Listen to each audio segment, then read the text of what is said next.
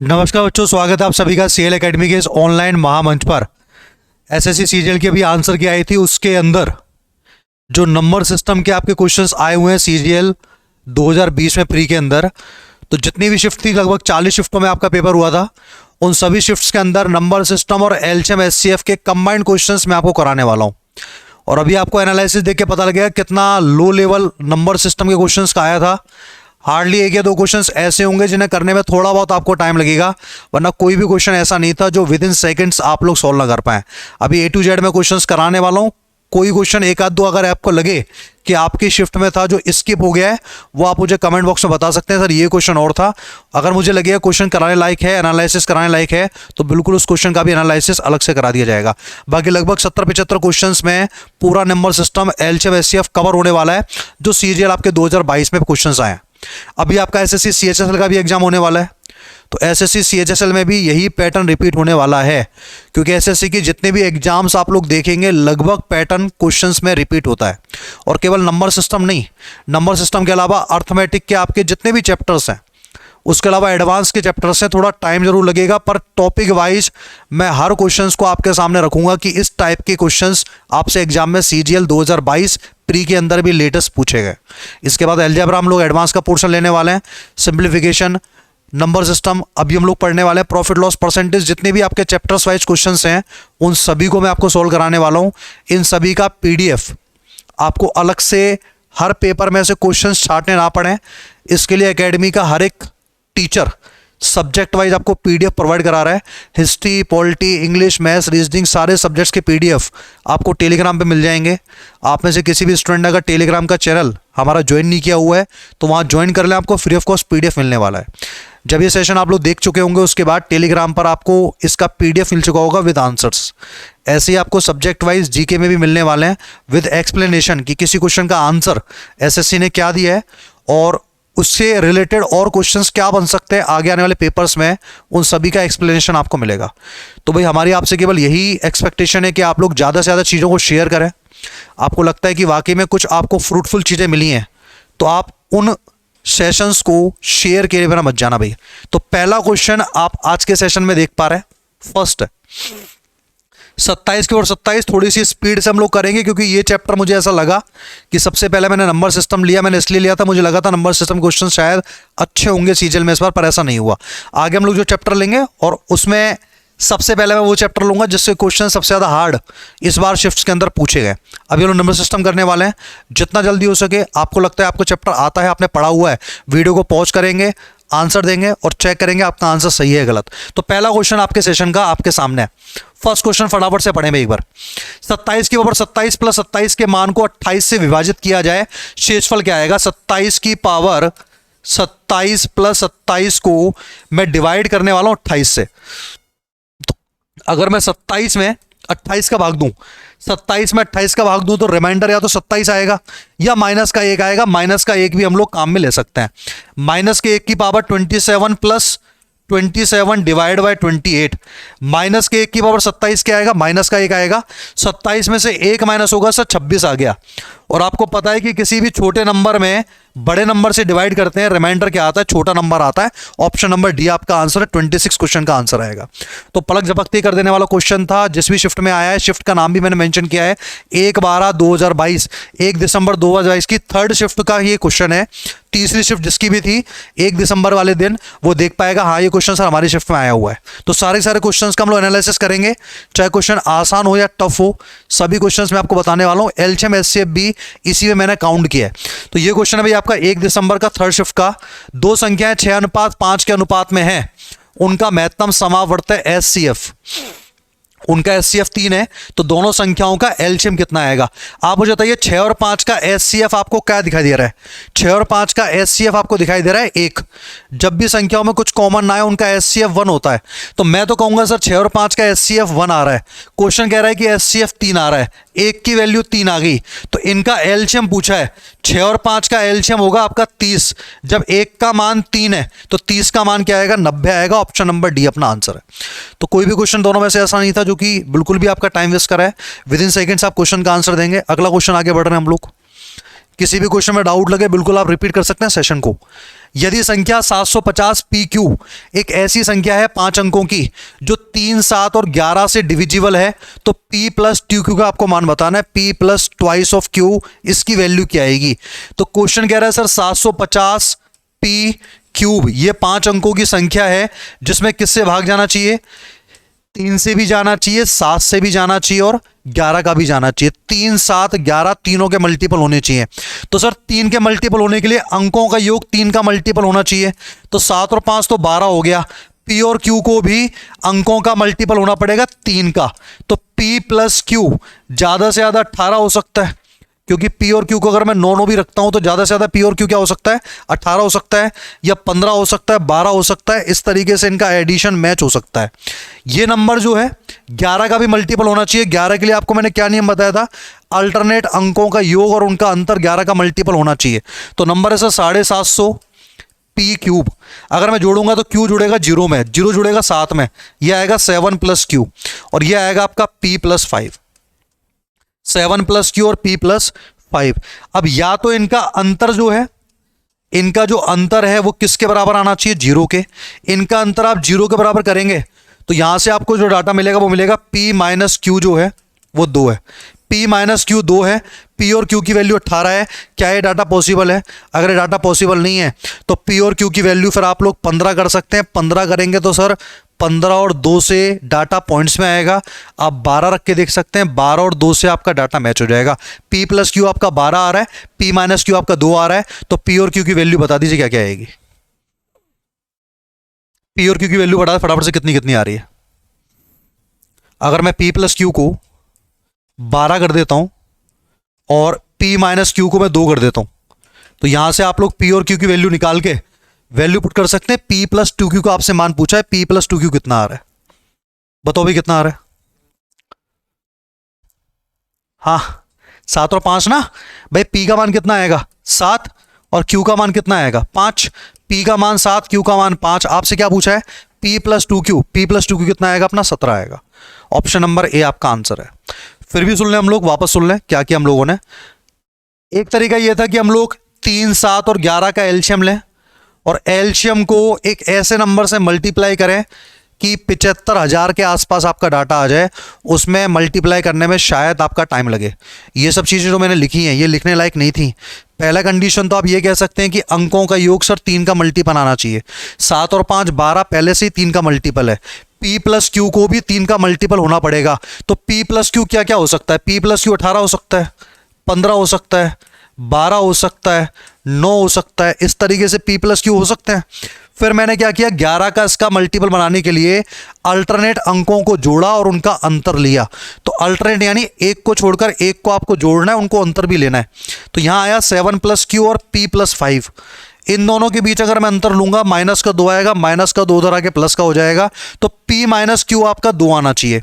अब देखो P minus Q आपका 2 आ रहा है, P प्लस Q आपका 18 आ रहा है। अगर 18 लेके चलें तो इससे अगर आप संख्या निकालेंगे तो संख्या कौन कौन सी मिलेंगी? 10 और 8। 10 और 8 तो हो नहीं सकती ना, क्योंकि P और Q तो सिंगल डिजिट का नंबर है। अगर मैं P को 10 मान लूंगा तो वो बन जाएंगी आपकी 2 अंकों की संख्या। यानी कि सर आप 18 लेके नहीं चल सकते। 15 लेके चलूंगा तो 15 और 2 17 होता है, उसका आधा करेंगे पॉइंट्स में आएगा। फिर हमारे पास ऑप्शन बचा 12। अगर अंकों का योग 12 है, अंकों का अंतर 2 है, तो संख्या क्या क्या आ गई आपकी? 7 और 5। P की वैल्यू 7 और Q की वैल्यू 5। बाकी आपको मल्टीपल देख के करना है, मल्टीपल देख के कर सकते हैं। तो थोड़ा सा सोचने लायक क्वेश्चन था और कुछ भी खास नहीं था। क्वेश्चन का आंसर 17 आ गया। ये देखिए भाई, दो संख्याओं का अनुपात 5:4 है, उनका HCF आपको 4 दिया हुआ है। बताइए एलसीएम क्या आएगा? HCF 4 दिया हुआ है, आपके हिसाब से FC कितना है? 1 है। हमारे हिसाब से HCF यानी कि कॉमन कितना आ रहा है? 1 आ रहा है। क्वेश्चन के हिसाब से कॉमन कितना आ रहा है? 4 आ रहा है। 1 का मान 4, तो एलसीएम कितना आएगा इसका? 5 और 4 का 20। 1 का मान 4, तो 20 का मान कितना आ गया? यही पूछा था, संख्याओं का एलसीएम बताओ। तो जितने भी अनुपात वाले क्वेश्चंस होते हैं आप अपने हिसाब से एलसीएम निकाल लो, क्वेश्चन के बराबर करो। अपने हिसाब से एफसी निकालो, क्वेश्चन के बराबर करो। और क्वेश्चन में जो डाटा दिया हुआ है वो चीजें आपकी मैच करेंगी। क्वेश्चन नंबर 5 देखिए, दो संख्याओं का HCF महत्तम समावर्त 12 है। निम्नलिखित में से कौन सा उनका एलसीएम नहीं हो सकता? याद करिए क्लासेस में आपको जब मैंने पढ़ाया था एलसीएम एचसीएफ, आपको मैंने बताया था एलसीएम जितना भी होता है ना उन सभी में एचसीएफ का भाग पूरा पूरा जाता है, एलसीएम में एचसीएफ का भाग पूरा पूरा जाता है। तो क्या 12 का भाग 72 में नहीं जाता? बिल्कुल जाता, हो सकता है 60 में भी भाग जाता है, 84 में भाग जाता है, पर 90 में भाग नहीं जाता। तो अगर किन्हीं दो संख्याओं का महत्तम समापवर्त 12 है तो उनका एलसीएम कभी 90 नहीं हो सकता। इसका मतलब 90 जो है वो आपका सही आंसर। अब देखें आप लोग के सीजीएल प्री के अंदर किस लेवल के नंबर सिस्टम और एलसीएम से क्वेश्चन आए जो आप लोग देखते सॉल्व कर रहे हैं। यही पैटर्न आपके सीएचएसएल में भी रिपीट होगा, इस बात को ध्यान रखना मेरी। क्वेश्चन नंबर 6 देखिए एक बार, निम्नलिखित में से कौन सी संख्या 49 की पावर 15 माइनस 1 का भाजक है? मतलब किस संख्या का भाग इसमें जाएगा? आपको याद हो तो नंबर सिस्टम के अंदर मैं आपको 3 पॉइंट्स हमेशा लिखाता हूं, ए की पावर एन माइनस बी की पावर एन वाले, ए की पावर एन प्लस बी की पावर एन वाले। उसमें आपको लिखाया था कि कोई भी नंबर अगर ए की पावर एन माइनस बी की पावर एन के रूप में है, जहां पर n जो है एक ऑड नंबर है, एक विषम संख्या है, तो इस प्रकार की सभी संख्याएं a माइनस बी से डिविजिबल होती हैं। इस प्रकार की सभी संख्याएं a माइनस बी से डिविजिबल होती हैं। तो सर इसमें 49 माइनस 1 48 का पूरा पूरा भाग जाएगा। अब चूंकि 48 ऑप्शन में नहीं है तो वो हमारा आंसर होगा जिसका डिवाइड 48 में जाता है, 8। ऑप्शन नंबर बी अपना आंसर। ए की पावर एन माइनस बी की पावर एन, जो लोग नंबर सिस्टम पूरा पढ़ चुके हैं नोट्स उठा के देख लेना, 3 पॉइंट्स आपको मैंने लिखा है। बातें आ रही है समझ? तो ए की पावर एन माइनस बी की पावर एन का मतलब क्या हुआ कि 49 माइनस 1 48 का मल्टीपल होगा, और 48 ऑप्शन में नहीं है तो 48 से छोटा आंसर हो सकता है जिसका भाग 48 में जाता है। यानी कि अगर ऑप्शन में 6 होता तो वो भी हमारा आंसर होता, 12 होता तो भी हमारा आंसर होता, 16 होता तो भी हमारा आंसर हो सकता था। 8 दिया हुआ है तो 8 को मैंने टिक कर दिया। 7 नंबर क्वेश्चन देखिए, उन संख्याओं के महत्तम सामर्थ्य और लघुत्तम सामर्थ्य के बीच का अनुपात क्या होगा जिनका एलसीएम 48 है और संख्याओं का गुणनफल 384 है। एलसीएम आपको 48 दिया हुआ है, संख्याओं का गुणनफल 384 है। आपको पता होगा सर एलसीएम इंटू एचसीएफ बराबर होता है दोनों संख्याओं का प्रोडक्ट, दोनों संख्याओं का गुणनफल, जो कि आपको 384 दिया हुआ है। और अगर मैं यहां से एचसीएफ निकालूं तो 384 में भाग लग जाएगा किसका? एलसीएम का, यानी कि 48 का। 48 से 384 कितनी बार कटेगा भाई बताओ? 8 बार कैंसिल होगा। तो एचसीएफ कितना आ गया? 8 आ गया। क्वेश्चन क्या कह रहा है? इनका रेशो बता दो भाई, इनका रेशो बताइए। एचसीएफ 8 है, एलसीएम 48 है, रेशो कितना आएगा आपका? 1:6। ऑप्शन नंबर है। तो बहुत सिंपल कॉन्सेप्ट बेस्ड क्वेश्चंस आप लोगों से पूछे गए हैं। जितने भी कॉन्सेप्ट आप लोगों ने कहीं पर भी पढ़े हैं आपको पढ़ाया गया होगा, बस आपको इन क्वेश्चंस को टाइम लिमिट के अकॉर्डिंग करना था। क्योंकि इन क्वेश्चंस में अगर टाइम आपने दिया तो जो सीजीएल में क्वेश्चंस अच्छे आए थे जिनमें वाकई में टाइम लगना था उनके लिए भैया आपके पास टाइम नहीं बचने वाला। यही बातें आपको समझनी है। और अब सीएचएसएल का भी पैटर्न चेंज हो चुका है, मेंस के अंदर वापस से सारे सब्जेक्ट्स रिपीट होंगे, तो आप समझ जाओ कि किस तरीके से चीजें चेंज हो रही है एग्जाम्स में। और अभी भी नहीं सुधरे तो फिर हालात वैसे के वैसे रहेंगे। 8127 को 8 से भाग देने पे क्या चीज बचेगा बताइए आप? किस एंगल से लग रहा है कि ये सीजीएल लेवल का क्वेश्चन है? पर आया हुआ है कौन सी शिफ्ट में भैया? 1 दिसंबर की सेकंड शिफ्ट में क्वेश्चन हमसे पूछा गया है। 8127 को 8 से भाग देना है। 8 का भाग केवल लास्ट के 3 नंबर पे डिपेंड करता है। 127 में अगर हम 8 का भाग देंगे तो किस में भाग जाएगा पूरा पूरा? 120 में। क्या बच जाएगा आपका? 7 बच जाएगा। बी ऑप्शन आपका आंसर है। नेक्स्ट क्वेश्चन देखिए, बताओ। दो संख्याओं का अंतर 1564 है। बड़ी संख्या को छोटी संख्या से विभाजित करने पर हमें भागफल के रूप में 6 मिलता है, कोशेंट आपको क्या मिलता है? 6 मिलता है, और शेषफल के रूप में क्या मिलता है? रिमाइंडर क्या मिलता है? 19 मिलता है। छोटी संख्या बताइए क्या होगी? छोटी संख्या आप लोगों से पूछी गई है। आपसे बोल रहा है बड़ी संख्या को छोटी संख्या से विभाजित करने पर, बड़ी संख्या को मैंने x मान लिया, छोटी संख्या को मैंने y मान लिया। बड़ी संख्या को जब मैं छोटी संख्या से भाग दूंगा तो भागफल कितना आएगा? 6। मतलब कि y का भाग कितनी बार जाएगा? 6 बार। और शेषफल कितना आएगा? 19। तो ये एक रिलेशन आ गया x और y में। भाई x में मैंने y का भाग दिया, कितनी बार भाग गया? 6 बार गया, तो 6 इंटू वाई, और रिमाइंडर कितना आया? 19। तो x बराबर आ गया 6y प्लस 19। और क्वेश्चन में बोल रहा है कि दो संख्याओं का अंतर 1564 है। x माइनस वाई जो है 1564। अब एक काम करते हैं, x की जगह ना ये रख देते हैं, x की जगह ये रखेंगे हम लोग, तो 6y में से y जाएगा, कितना बचेगा 5y, और ये जो 19 है उधर आके माइनस होगा। 1564 में से हम लोग 19 माइनस करेंगे भाई, 1564 में से पहले 20 माइनस कर लो, 1544 बचेगा, 19 करना था तो 1545 हो जाएगा, 1545 हो गया। तो फिर यहाँ से y का मान कितना आएगा, 5 तिया 15, 5 नाम 45, y का मान 309। और y कौन सी संख्या है, छोटी संख्या है, क्योंकि मैंने यहां लिखा है x माइनस वाई, उसने हमसे यही पूछा है, छोटी संख्या बताइए 309। क्वेश्चन पढ़ते अगर आपको इन क्वेश्चंस को पढ़ते ही एग्जाम में दिमाग में नहीं आया करना क्या है, तो समझ जाना कि मैथ्स आपने किस लेवल का पढ़ा है, कितनी आपने प्रैक्टिस की है। इस बात को बस समझने की कोशिश करें कि ये क्वेश्चंस ऐसे थे जो दिखते ही हमें हमारे आंखों के सामने 2 नंबर टिमटमाने चाहिए ऐसे क्वेश्चंस को देखते ही। दो संख्याओं कौन सी, 2040 और 391 का महत्तम समापवर्त HCF। सबसे बड़ा नंबर इसमें कॉमन क्या आ सकता है, फटाफट से बताइए, सबसे बड़ा नंबर इसमें कॉमन क्या आ सकता है। देखो अगर 18 कॉमन आएगा तो मतलब कि 9 का भाग भी जाना चाहिए, 9 का भाग इसमें तो जाएगा नहीं, अंकों का योग 9 का मल्टीपल नहीं है, 18 हमारे हिसाब से कैंसिल हो गया। 21 मतलब कि 3 का मल्टीपल होना चाहिए, 3 का मल्टीपल ये नहीं है, इसका मतलब ये भी कैंसिल हो गया। बचे 16 और 17। 16 के लिए लास्ट के 2 अंकों में 4 का भाग जाना चाहिए, लास्ट के 2 अंकों में 4 का भाग नहीं जा रहा है, खत्म हो गया, 17 हमारा आंसर है। कौन बार बार भाग देके चेक करेगा, विभाजकता के नियम, डिविजिबिलिटी रूल्स को काम में लेना हम लोग सीखे, कौन सा नियम किस क्वेश्चन में कहां काम आ जाए नहीं पता भाई हमको। हमसे पूछा गया था 21 HCF है नहीं, कौन देगा 21 का भाग, मुझे पता है 21 के फैक्टर होते हैं 7 से 21, 3 का मल्टीपल होना चाहिए।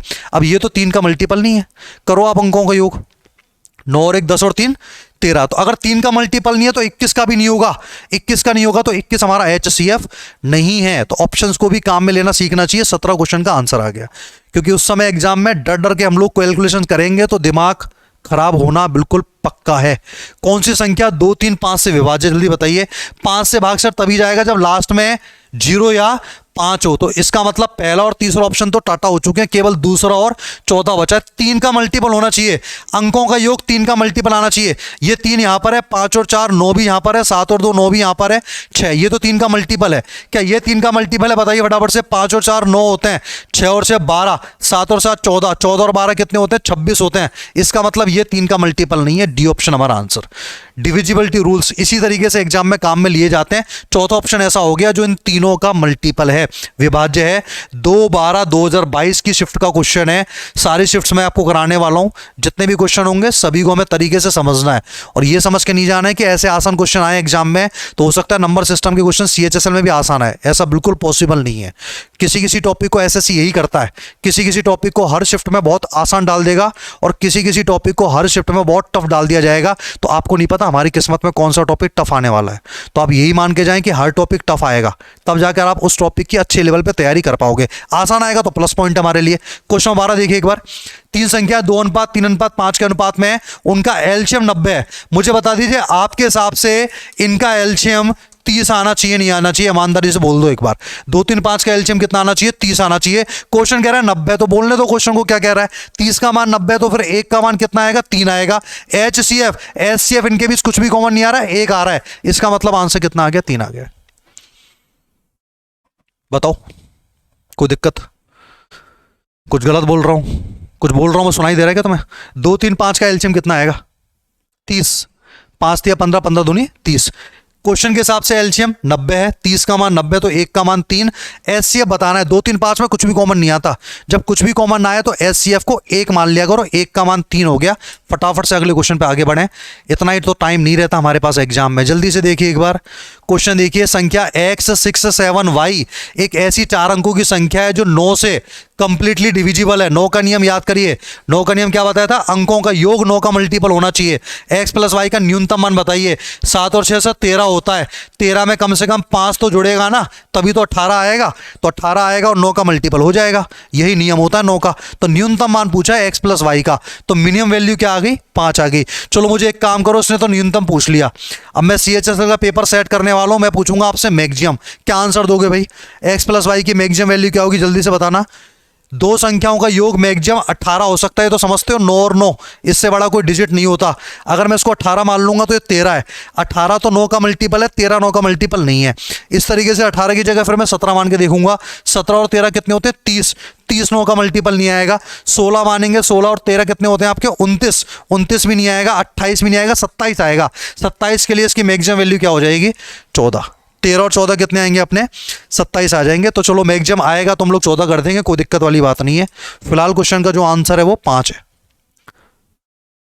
14 नंबर क्वेश्चन, इसका पीडीएफ मैं आपको दे दूंगा और हर चैप्टर वाइज आपको पीडीएफ मिल जाएगा, आपको अलग से भटकने की कहीं पर भी नीड नहीं है। टेलीग्राम आप ज्वाइन कर लीजिएगा, व्हाट्सअप ग्रुप जो है ज्वाइन नहीं कर सकते हैं तो टेलीग्राम का लिंक आपको डिस्क्रिप्शन में दिया हुआ है, वहां से आप टेलीग्राम को ज्वाइन कर सकते हैं आराम से, कहीं कोई दिक्कत नहीं। वह छोटी से छोटी संख्या क्या होगी जिसे दुगुना करने पर वह 15, 18, 25 और 32 से पूर्णतः विभाजित हो जाए। सबसे छोटा नंबर बताना है जिसका डबल 15 का मल्टीपल है, 18 का, 25 का और 32 का। अब देखिए 18 का मल्टीपल है, इसका मतलब 9 का भी मल्टीपल होगा, 9 का मल्टीपल होगा, तो 3200 तो 9 का मल्टीपल है नहीं, 3200 का डबल करेंगे 6400 आएगा, ये भी 9 का मल्टीपल नहीं है क्योंकि अंकों का योग 10 आ रहा है, तो ये तो हमारा आंसर नहीं है। 6400 का डबल करूंगा कितना आएगा 12800, 128 होता है 64 का डबल, 12800 9 का मल्टीपल नहीं है क्योंकि 12800 में अगर मैं अंकों का योग करूंगा तो 8 और 2 10 और 1 11 आएगा, तो ये ऑप्शन तो सर खत्म हो गए। उसने पूछा छोटी से छोटी, अब दो ऑप्शन हमारे पास बचे, दोनों में से छोटा कौन है 3600, इसको चेक करते हैं, इसका डबल करेंगे तो कितना आ गया 7200, और डबल मैं अपने मन से नहीं कर रहा हूं, क्वेश्चन कह रहा है दुगुना करने पर, तो 3600 का डबल कितना हो गया 7200 हो गया। अब मुझे बताइए क्या 7200 18 का मल्टीपल है, बिल्कुल 1872। 25 का भी भाग जाएगा, डबल जीरो में 25 का भाग जाता है, 32 से भाग जाएगा, 7200 में 32 से भाग जाएगा क्या भाई, 8 ना 72, 8 चौक 32, 4 का भाग चला जाएगा, 900 में कोई दिक्कत नहीं है। क्या 7200 में 15 का भाग जाएगा, जब सर 3 का जा रहा है 5 का जा रहा है तो 15 का भी भाग 7200 में जाएगा। तो छोटी संख्या क्या पूछी है उसने 3600, सारी की सारी कंडीशन 7200 के लिए भी मैच हो रही हैं, पर उसने पूछा है छोटा नंबर बताइए, तो मुझे पता है सर इन दोनों में छोटा कौन है 3600, तो इसी को हम लोग टिक करेंगे। सब कुछ मल्टीपल के ऊपर, पूरी के पूरा नंबर सिस्टम इन्होंने मल्टीपल के ऊपर बेस दिया हुआ है। बहुत ही कम क्वेश्चन ऐसे थे जो करने लायक क्वेश्चन थे। 15वां क्वेश्चन, दो संख्याओं का एलसीएम 120 है, संख्याओं का अनुपात 3:8 है, संख्याओं का योग बताइए। अच्छा, संख्याओं का अनुपात 3:8 है, तो आपके हिसाब से इनका एलसीएम 24 आना चाहिए। 3 और 8 का एलसीएम क्या होता है 24 होता है। क्वेश्चन ने एलसीएम कितना बता दिया आपको 120, तो 24 की वैल्यू अगर 120 है तो 1 का मान 5, 1 का मान 5, तो संख्याओं का योग 8 और 3 11, 11 पंजे 55। ऑप्शन नंबर ए आपका आंसर आ गया। रेशो के हिसाब से ही हम लोगों ने क्वेश्चन को सॉल्व किया। ये पढ़ो क्वेश्चन नंबर 16, किसी संख्या को 7 से भाग देने पे शेषफल 4 आता है। कोई नंबर है हमारा n, इसको मैंने 7 से भाग दिया, शेषफल आ रहा 4। उसी संख्या के वर्ग को 7 से भाग देने पे क्या शेषफल आएगा। संख्या का वर्ग करने के लिए कहा गया है, आप सीधे शेषफल का वर्ग कर सकते हैं। 4 का स्क्वायर 16, 7 का भाग देंगे 16 में, 7 दूनी 14, कितना बचेगा 2 बचेगा। तो इन क्वेश्चंस में जब भी हम लोग वर्ग या क्यूब करने के लिए कहते हैं तो सीधे शेषफल का ही स्क्वायर या क्यूब कर देते हैं। 4 का स्क्वायर 16 होगा, 16 में 7 का भाग दोगे, 7 दूनी 14, रिमाइंडर कितना आ जाएगा 2 आ जाएगा। कोई भी क्वेश्चन मुझसे आप कह दो 5 सेकेंड से ज्यादा का क्वेश्चन है। 4 और 7 से विभाजित 3 अंकों वाली सबसे बड़ी संख्या बताइए। 4 और 7, 4 का भाग तो तब जाएगा जब लास्ट के 2 अंकों में 4 का भाग जाएगा, तो इन्हें तो बाय बाय कर दो। 960 या 980 दोनों ही नंबर 4 के मल्टीपल है। 7 का कौन है ये देखने वाली बात है। 7 एकम 7, 2 बचेंगे 28, 7 का भाग जा रहा है, और वैसे भी बड़ी से बड़ी संख्या पूछी है, इसका मतलब आंसर क्या आ गया आपका 980 आ गया। कोई भी क्वेश्चन हम लोग प्रॉपर तरीके से कर ही नहीं रहे, क्योंकि सर कोई भी क्वेश्चन सीजीएल ने ऐसा दिया ही नहीं कि उसको प्रॉपर तरीके से किया जाए। उसने हर क्वेश्चन में ऑप्शंस में ऐसी हिंट दे दी हमें कि हम लोग वाई ऑप्शन कर पा रहे हैं, और हमें एग्जाम में टाइम बचाना ये हमारा भाई जन्मसिद्ध अधिकार है। एग्जाम में आपको टाइम बचाना ही पड़ेगा। कोई पूछने वाला नहीं है क्वेश्चन आपने कैसे किया, किस तरीके से किया, बस हाँ हम लोगों ने ऑप्शंस को यूटिलाइज करना सीख लिया है। 18वां क्वेश्चन देखिए एक बार। 8 अंकों की एक संख्या आपके सामने दी गई है, 8 का मल्टीपल है। एक्स और वाई के कुल कितने संभव मान हो सकते हैं, ये थोड़ा सा ठीक क्वेश्चन है। ये आपका आया 3 दिसंबर 2022, चौथी शिफ्ट का क्वेश्चन है भाई। सोचिए एक बार क्या करना है इस क्वेश्चन में। 8 अंकों की संख्या है, ये 8 अंकों की संख्या है, और 8 का मल्टीपल होना चाहिए 6xy। 8 के मल्टीपल के लिए लास्ट के 3 अंक रेस्पॉन्सिबल होते हैं। तो 6xy में 8 का भाग जाना चाहिए। तो आपसे पूछा है कुल कितने संभावित युग्म हो सकते हैं। अच्छा, ये संख्या कहां से कहां तक हो सकती है? 600 से 700 के बीच हो सकती है। यहां जो नंबर आएगा वो 600 से लेकर 700 के बीच आएगा, क्योंकि जैसे ही मैंने 700 किया तो ये डिजिट चेंज हो जाएगा, है ना। तो 600 से लेकर 700 तक, 6 से 60 है। तो आपको एक तरीके से ये देखना था कि 600 से लेकर 700 के बीच कितने नंबर 8 के मल्टीपल है। तो कैसे चेक किया जाएगा? 600 में आप 8 का भाग दें, 700 में 8 का भाग दें। 600 में 8 का भाग देंगे तो कितनी बार भाग जाएगा बताओ? 8 7 56 75 बार। और यहां अगर मैं 8 का भाग दूंगा तो 8 8 64, 4 बचेगा 85 बार। जाएगा नहीं जाएगा? 6 बचेगा, सॉरी 60 हो जाएगा। तो 8 7 56, 87 बार भाग जाएगा। तो मैंने क्या किया सर, यहां पर लास्ट के 3 डिजिट जो है वही जिम्मेदार है 8 के मल्टीपल के लिए, क्योंकि शुरुआत 6 से हो रही है। तो मुझे पता है कि सबसे छोटा नंबर या 600 आ सकता है और हाईएस्ट जा सकती है गाड़ी कहां तक? 700 तक, क्योंकि उसके बाद फिर नंबर चेंज हो जाएगा। तो 600 में 8 का भाग गया 75 बार, 700 में 8 का भाग गया 87 बार। कितने ऐसे जोड़े पॉसिबल हैं? 87, बाद वाला नंबर, पहले वाला नंबर +1, ये आपका आंसर है। दोनों का डिफरेंस +1, ये आपके नंबर ऑफ पेयर्स हो जाएंगे। तो 87 में से 75 गया, कितना बचा? 12, 12 और 1 13। कितने पेयर पॉसिबल हैं? 13 पेयर पॉसिबल है। आया समझ में? तो एक आधो क्वेश्चन तो एग्जाम में ऐसा आएगा जो थोड़ा बहुत आपको सोचने पे मजबूर करेगा। बाकी मेरे हिसाब से तो ये क्वेश्चन भी सोचने पे मजबूर करने वाला नहीं है। हाँ, प्रैक्टिस हमको पहले से इन क्वेश्चंस की होनी चाहिए। हर एक क्वेश्चन का आपको एनालिसिस करना है। आप ये नहीं कह सकते कि 4-5 क्वेश्चन देखने के बाद अरे यार क्वेश्चंस आसान आ रहे हैं कर लेंगे हम लोग, या 4-5 क्वेश्चन टफ आ गए लगातार और आपने उनको छोड़ दिया कि हमसे क्वेश्चन नहीं होंगे। दोनों ही कंडीशन नहीं होनी चाहिए। अगर आप तरीके से एग्जाम में अच्छा स्कोर करना चाहते हैं तो हर क्वेश्चन को देखिए। ईजी है तो क्या हुआ, आपको ये भी तो देखना है टाइम कैसे बचेगा। टफ है तो आपको उसका कॉन्सेप्ट समझना है। 19वां क्वेश्चन देखिए, वह निकटतम संख्या जो 87,501 से बड़ी है और 765 का मल्टीपल है। जल्दी से बताइए एक बार, 765 का मल्टीपल होनी चाहिए। तो 765 का मल्टीपल तो सर तभी होगी जब 5 का मल्टीपल होगी। 765 खुद 5 का मल्टीपल है, तो 5 का भाग तो जाना चाहिए। इसका मतलब कुछ भी हो जाए मैं इसको तो आंसर नहीं मानूंगा, क्योंकि ये 5 का मल्टीपल नहीं है। चलो 5 का भाग देके देखते हैं एक बार 765 में कितनी बार जाता है। 5 एकम 5, 2 बचेगा 26, 5 25, 1 बचेगा 5 3 15, 153। और 153 होता है आपका 3 का मल्टीपल, यानी कि 5 के साथ साथ मुझे 3 का मल्टीपल भी देखना है। अब 3 के मल्टीपल के लिए अंकों का योग करेंगे तो आप कहेंगे सर ये 9 आ रहा है, और 7 और 7 आपका 14 हो गया। 14 और 8 कितना होता है आपका? 22। 22 और 5 कितना होता है? 27 हो रहा है। तो ये तो 9 का मल्टीपल आ रहा है। और ऑप्शन चेक करें एक बार, ये 9 पहले से है। 8 और 8 आपके 16 होते हैं। 16 और 7 कितने होते हैं? 23। 23 और 5 28। क्या 28 9 का मल्टीपल है? इसका मतलब बात खत्म हो गई। हमें 3 का मल्टीपल देखना है, अंकों का योग 3 का मल्टीपल आना चाहिए। 28 3 का मल्टीपल नहीं होता, 27 होता है। अच्छी बात है, ये पहली टाटा हो चुका है। ये देखिए 7 14 21 ये तो 3 का मल्टीपल है, पर 8 और 5 13 3 का मल्टीपल नहीं है। ऑप्शन नंबर ए अपना आंसर है। और उतना दिमाग में आपको समझाने में लगा रहा हूं जितना टाइम, उतना टाइम एग्जाम में आपको किसी को समझाना नहीं है। ये हर क्लास में आपसे कहते रहता हूं। मल्टीपल्स देख के पहचानो। हमें देखना था 765 का मल्टीपल कौन है। कौन लगाने बैठेगा 765 का भाग, मुझे बताओ। किसके पास टाइम है भाई? जिसका सिलेक्शन होने वाला है या जिसको सिलेक्शन लेना है उसके पास तो ये 1% भी टाइम नहीं है कि वो बंदा बैठ करके 765 का मल्टीपल ढूंढता फिरे कि किसमें 765 का भाग जा रहा है। उसने क्या किया? फैक्टर किया। सबसे पहले तो इसको टाटा किया क्योंकि 5 का मल्टीपल नहीं है। फिर 765 में 5 का भाग दिया 153 बार। 153 खुद 3 का मल्टीपल है, तो इसका मतलब ऑप्शन भी 3 का मल्टीपल होना चाहिए। पहला ही ऑप्शन ऐसा है जो 3 का मल्टीपल है, बाकी दोनों क्या हो गए? कैंसिल हो गए। यही दिमाग आपको आगे आने वाले एग्जाम्स में लगाना है। और धीरे धीरे, ऐसा नहीं है कि हम लोग अपने अंदर चेंजेस नहीं कर सकते। आप करेंगे वो प्रैक्टिस से आएगा। आप चाहोगे सर हमने 10 क्वेश्चन कर लिए और 10 क्वेश्चन करने के बाद नंबर सिस्टम के हम लोग आर्यभट्ट बन जाएं, ऐसा नहीं होगा। नंबर ऑफ क्वेश्चंस ही आपके लेवल को, आपकी नॉलेज को बढ़ाने वाले हैं। अब इसको देखो एक बार, 12/5, 14/15, 16/17 के SCF की गणना कीजिए। तो फ्रैक्शंस में अगर डाटा आ जाता है, अभी लेटेस्ट मैंने किसी बैच में नंबर सिस्टम फिनिश किया है, वहाँ लास्ट में आपको यही बताया था कि नंबर अगर फ्रैक्शन में होते हैं तो उनका LCM और SCF कैसे निकालते हैं। अगर आपको SCF निकालना है तो ऊपर वाली संख्याओं का तो आप HCF, हाईएस्ट कॉमन फैक्टर, 12 14 16 में कॉमन क्या आ रहा है? 2 आ रहा है। और इनका लेंगे आप LCM। इनका LCM लेने की जरूरत नहीं है क्योंकि सभी में नीचे संख्या सेम है, 255। आप तो देख लो ऊपर क्या आ रहा है। आ रही बात समझ? तो 2/255 ये अपना आंसर हो जाएगा। नेक्स्ट क्वेश्चन देखें आप लोग, ये लो बताओ भाई, 36 और 198 का HCF कितना आएगा? 36 और 198 का HCF कितना आने वाला है? किस संख्या का भाग इन दोनों में पूरा पूरा जाता है? पहले तो मैं कोशिश करूंगा 36 को चेक कर लूं। भाई 36 का भाग चला गया तो फिर कोई दिक्कत है? कोई दिक्कत नहीं है। 36 का भाग इसमें जाता है क्या? चेक करो, लास्ट में 8 आना चाहिए। 6 × 18, 36 × 3 108 होते हैं। 36 का भाग 198 में नहीं जाएगा।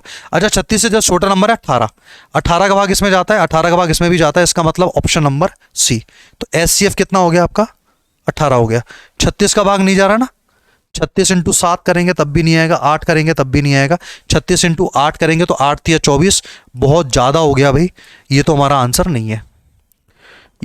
ये बताइए क्वेश्चन नंबर 22, जब 742 को 48 से विभाजित किया जाता है तो शेष क्या बचेगा?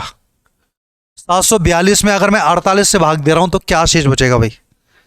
742 को 48 से काटा जा रहा है तो रिमाइंडर क्या आएगा? 48 का भाग 74 में देंगे, 48 से कम 48, कितना बचेगा बताओ? है 26, 26 26 हो जाएगा तो सर ये 262 हो जाएगा। 262 में अगर मैं 48 से भाग दूंगा तो क्या बचेगा? 6 बार भाग दे सकते हैं हम लोग, 6 चौक 24 और 6 अट्ठे 48, ये तो ज़्यादा हो जाएगा। 288 हाईएस्ट भाग जाएगा 5 बार। 40 पंजे 200 और 8 पंजे 40, 240, कितना बचेगा? भाग लगाओ फटाफट से 742 में 48 का। 742 को 48 से विभाजित किया जाता है तो शेष ज्ञात कीजिए, रिमाइंडर ज्ञात कीजिए। तो या तो इसके ऑप्शंस गलत हैं, क्या चक्कर है? कौन सी शिफ्ट का क्वेश्चन है? 3/12/22 सेकंड शिफ्ट, 3/12/22 सेकंड शिफ्ट।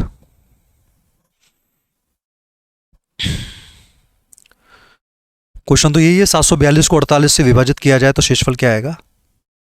चलो देख लेंगे भाई, क्वेश्चन हो सकता है टाइपिंग में एरर आई हो, कोई बात नहीं। 48 का कोई और नंबर होगा, ऑप्शंस कुछ और होगा, डिवाइड करके रिमाइंडर चेक कर सकते हैं ना, भाग दे सकते हैं आप लोग, रिमाइंडर चेक कर लेना, कोई दिक्कत नहीं है। 23वां क्वेश्चन देखिए, 4567 में वह छोटी से छोटी संख्या कौन सी जोड़ी जाए ताकि योगफल 7 से डिविजिबल हो जाए? योगफल में 7 का भाग जाना चाहिए। 7567 में क्या जोड़ा जाए कि नंबर में 7 का भाग चला जाए? 7 का भाग इसमें देख लो पहले, 7 × 42 कितने बचेंगे? 3 36, 7 पंजे 35, 1 बचेगा 17, 7 दूनी 14, 3 बचा हुआ है। 3 बचा हुआ है तो मैं इसमें 4 जोड़ दूं, 4 जोड़ दूंगा तो क्या हो जाएगा? 7 का मल्टीपल हो जाएगा। 4 क्वेश्चन का आंसर है। नेक्स्ट क्वेश्चन देखें आप लोग, क्वेश्चन नंबर 24, ये पढ़िए। 5 अंकों की सबसे बड़ी संख्या बताइए जिसमें 11, 33, 99 और 121 से भाग पूरा पूरा जा रहा है। 11 का भाग जा रहा है, 33 का भाग जा रहा है, 99 का और 121 का। तो पहले देखो 11 का भाग किस में जा रहा है? 11 का भाग अगर हम देंगे तो 9 और 9 18, 18 और 9 27, 27 में से 0 गया, 27 बचा।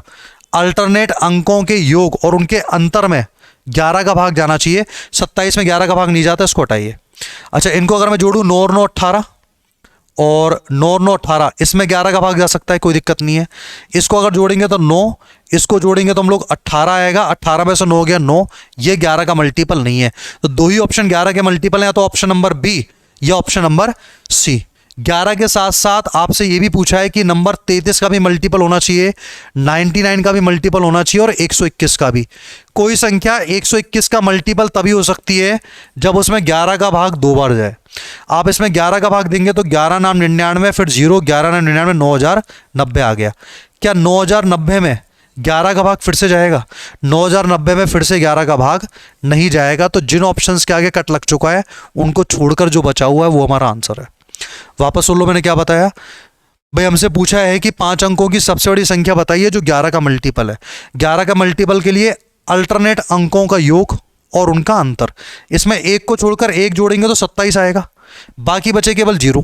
तो 27 और 0 का जो अंतर होता है वो होता है 27। 27 11 का मल्टीपल नहीं है, तो सर किसी भी एंगल से ये नंबर 11 का मल्टीपल नहीं हो सकता।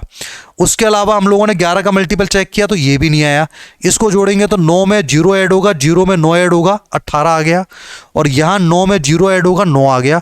18 और 9 का डिफरेंस होता है 9, और 9 जो है वो 11 का मल्टीपल नहीं है। इसका मतलब ये भी ऑप्शन खत्म हो गए। 11 के मल्टीपल केवल दो ही ऑप्शन थे, बी और सी। मुझे उसको 121 का मल्टीपल कराना है तो 11 का भाग 2 बार जाना चाहिए। तो मैंने क्या किया, सेकंड ऑप्शन में 11 का डिवाइड किया तो 9090 बार गया। अब 9090 में 11 का फिर से भाग देने के लिए चेक किया गया तो इसमें 11 का फिर से भाग नहीं जा रहा है। कैसे पता पड़ा? अल्टरनेट 9 और 9 18, और ये 0। 18 और 0 का अंतर कितना आ रहा है? 18 आ रहा है। 18 11 का मल्टीपल नहीं है। और क्यों 2 बार भाग जाना चाहिए 11 का? 121 की वजह से ना। तो कौन सा ऑप्शन बचा? सी ऑप्शन बचा। नेक्स्ट क्वेश्चन देखें आप लोग, ये बताइए क्वेश्चन नंबर 25।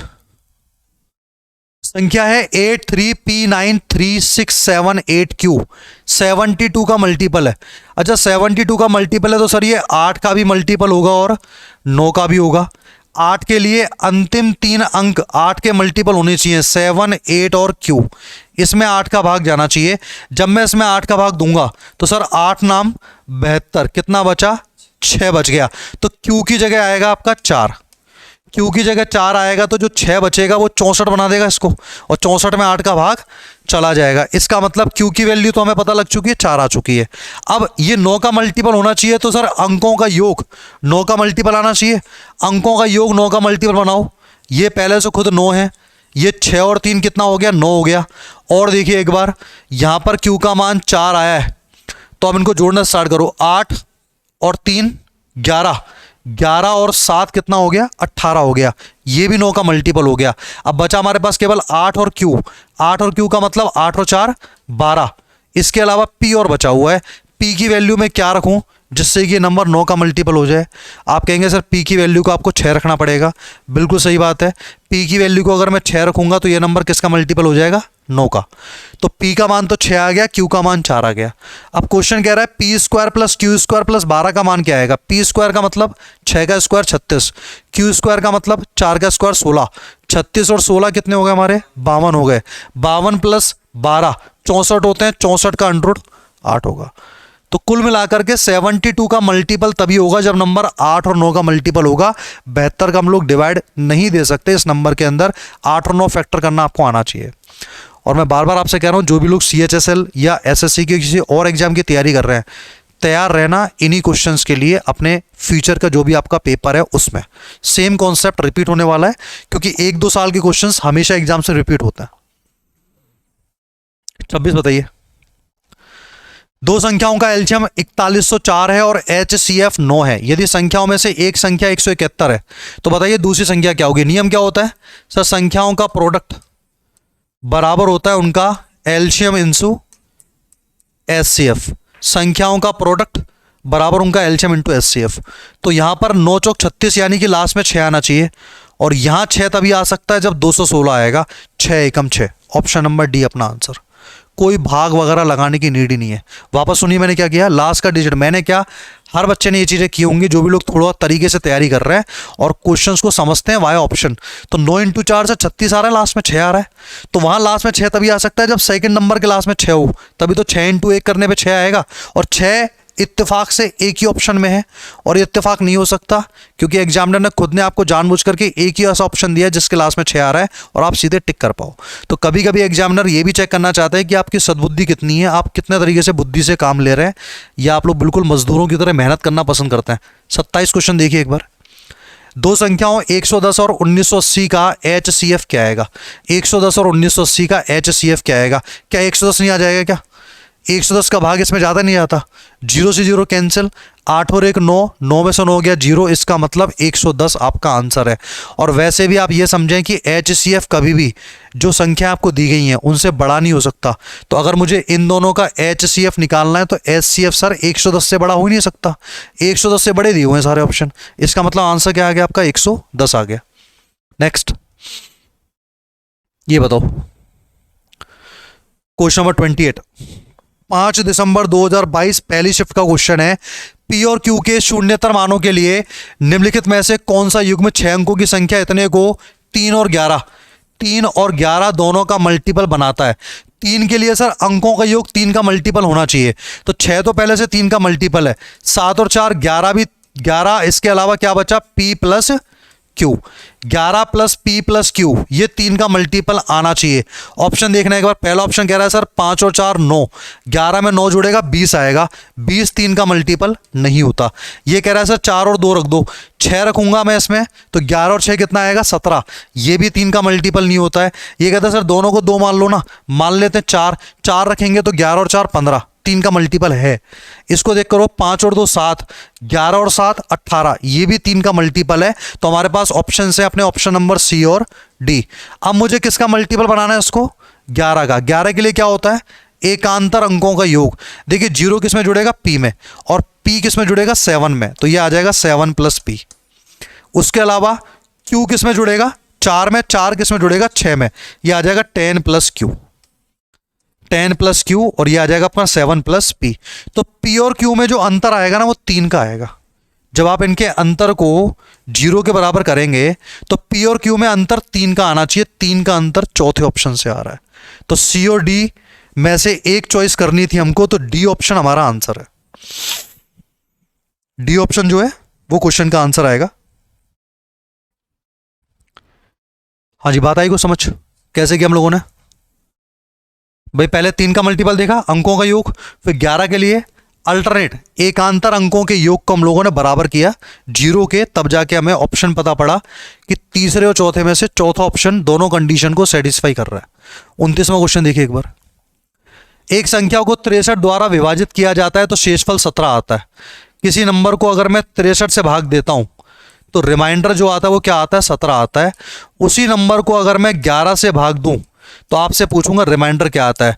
इस क्वेश्चन के ऑप्शन भले आपके सामने दे दिए गए हैं, पर मैं आपको बताया तो इस क्वेश्चन का आंसर आएगा कैन नॉट बी डिटरमाइन, निर्धारित नहीं कर सकते। आपको याद हो बच्चों, जब मैंने आपको क्वेश्चंस कराए थे नंबर सिस्टम के, तब मैंने आपको बताया था जब भी ऐसा क्वेश्चन आए तो चेक करना एक बार कि बाद वाली संख्या का भाग पहले वाली संख्या में जाना जरूरी है, वरना फिर हम लोग इसके अलग अलग आंसर्स दे सकते हैं और स्टूडेंट पे डिपेंड करेगा कि अलग अलग आंसर क्या आएगा। इसलिए इस क्वेश्चन का आंसर आना चाहिए था कैन नॉट बी डिटरमाइन, अगर प्रॉपर तरीके से क्वेश्चन को देखा जाए ना। पर चूंकि हमारे साथ ऑप्शन है ही नहीं can not be determine, option उसने दिए हुए हैं, तो हमारी मजबूरी है क्वेश्चन को सॉल्व करना। तो मजबूरी है तो फिर ये कहती है कि 11 का भाग सीधे 17 में दे दो, 11 कम 11 क्या बच जाएगा 6 बच जाएगा, और 6 किस ऑप्शन में, डी ऑप्शन में। बाकी प्रॉपर अगर तरीके से पूछा जाए इस क्वेश्चन का आंसर आना चाहिए निर्धारित नहीं कर सकते। अब सीजीएल जैसे पेपर में भी क्वेश्चंस में गलतियां हो जाती हैं तो हो जाती है, भाई कुछ नहीं किया जा सकता। हमें अपने सिलेक्शन से मतलब है, हमें सिद्धांतों में अड़े नहीं रहना है। जब उस बंदे ने ऑप्शन दिया ही नहीं कि ज्ञात नहीं कर सकते, मतलब जबरदस्ती आपसे ज्ञात करवाना चाहता है, तो क्या करेंगे, जो रूल है वो रूल लगा देंगे हम लोग। 11 का भाग 17 में देंगे, एक बार जाएगा क्या बच जाएगा 6 बच जाएगा। जबकि नंबर सिस्टम में आपको मैंने पढ़ाया होगा, जिन लोगों ने पढ़ा है, मैं हमेशा ये कहता हूं कि बाद वाली संख्या का भाग पहले वाली संख्या में दे के देखो, अगर नहीं जा रहा तो फिर ये डिपेंडेंसी हो जाएगी एक्स के ऊपर, और एक्स की वैल्यू आप जैसे जैसे चेंज करेंगे वैसे वैसे आंसर अलग अलग आएगा। क्या कहना चाह रहा हूं मैं, समझना एक बार। क्वेश्चन ये कह रहा था कि नंबर में 63 से भाग दिया, नंबर में 63 से भाग दिया। अब मुझे नहीं पता ना 63 से कितनी बार भाग दिया, मैं मान लेता हूं कि 63 का भाग x बार गया। हो सकता है 63 का भाग 1 बार गया हो, 2 बार गया हो, 3 बार गया हो, 4 बार गया हो। 63 द्वारा विभाजित किया गया, अगर ये कह देता 63 द्वारा 1 बार विभाजित किया गया तो भी हम इसकी बात मान लेते, पर इसने ऐसा नहीं कहा। तो शेषफल कितना आता है 17 आता है, यानी कि नंबर कुछ इस तरीके से रहा होगा 63x प्लस 17, इस टाइप से नंबर रहा होगा। अब ये कह रहा है कि एक काम करो, उस नंबर में ना मुझे 11 से भाग दे के बताओ रिमाइंडर क्या आएगा।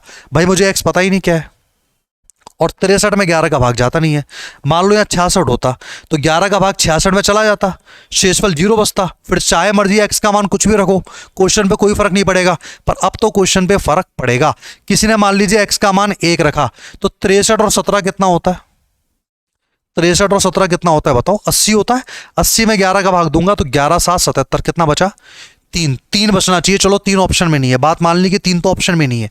x का मान किसी ने 0 रखा, 0 रखा तो 11 का भाग सीधे 17 में गया, कितना बचा 6 बचा, 6 आपके ऑप्शन में है। किसी ने x का मान लीजिए 2 रखा, 63 का डबल कितना आएगा 126।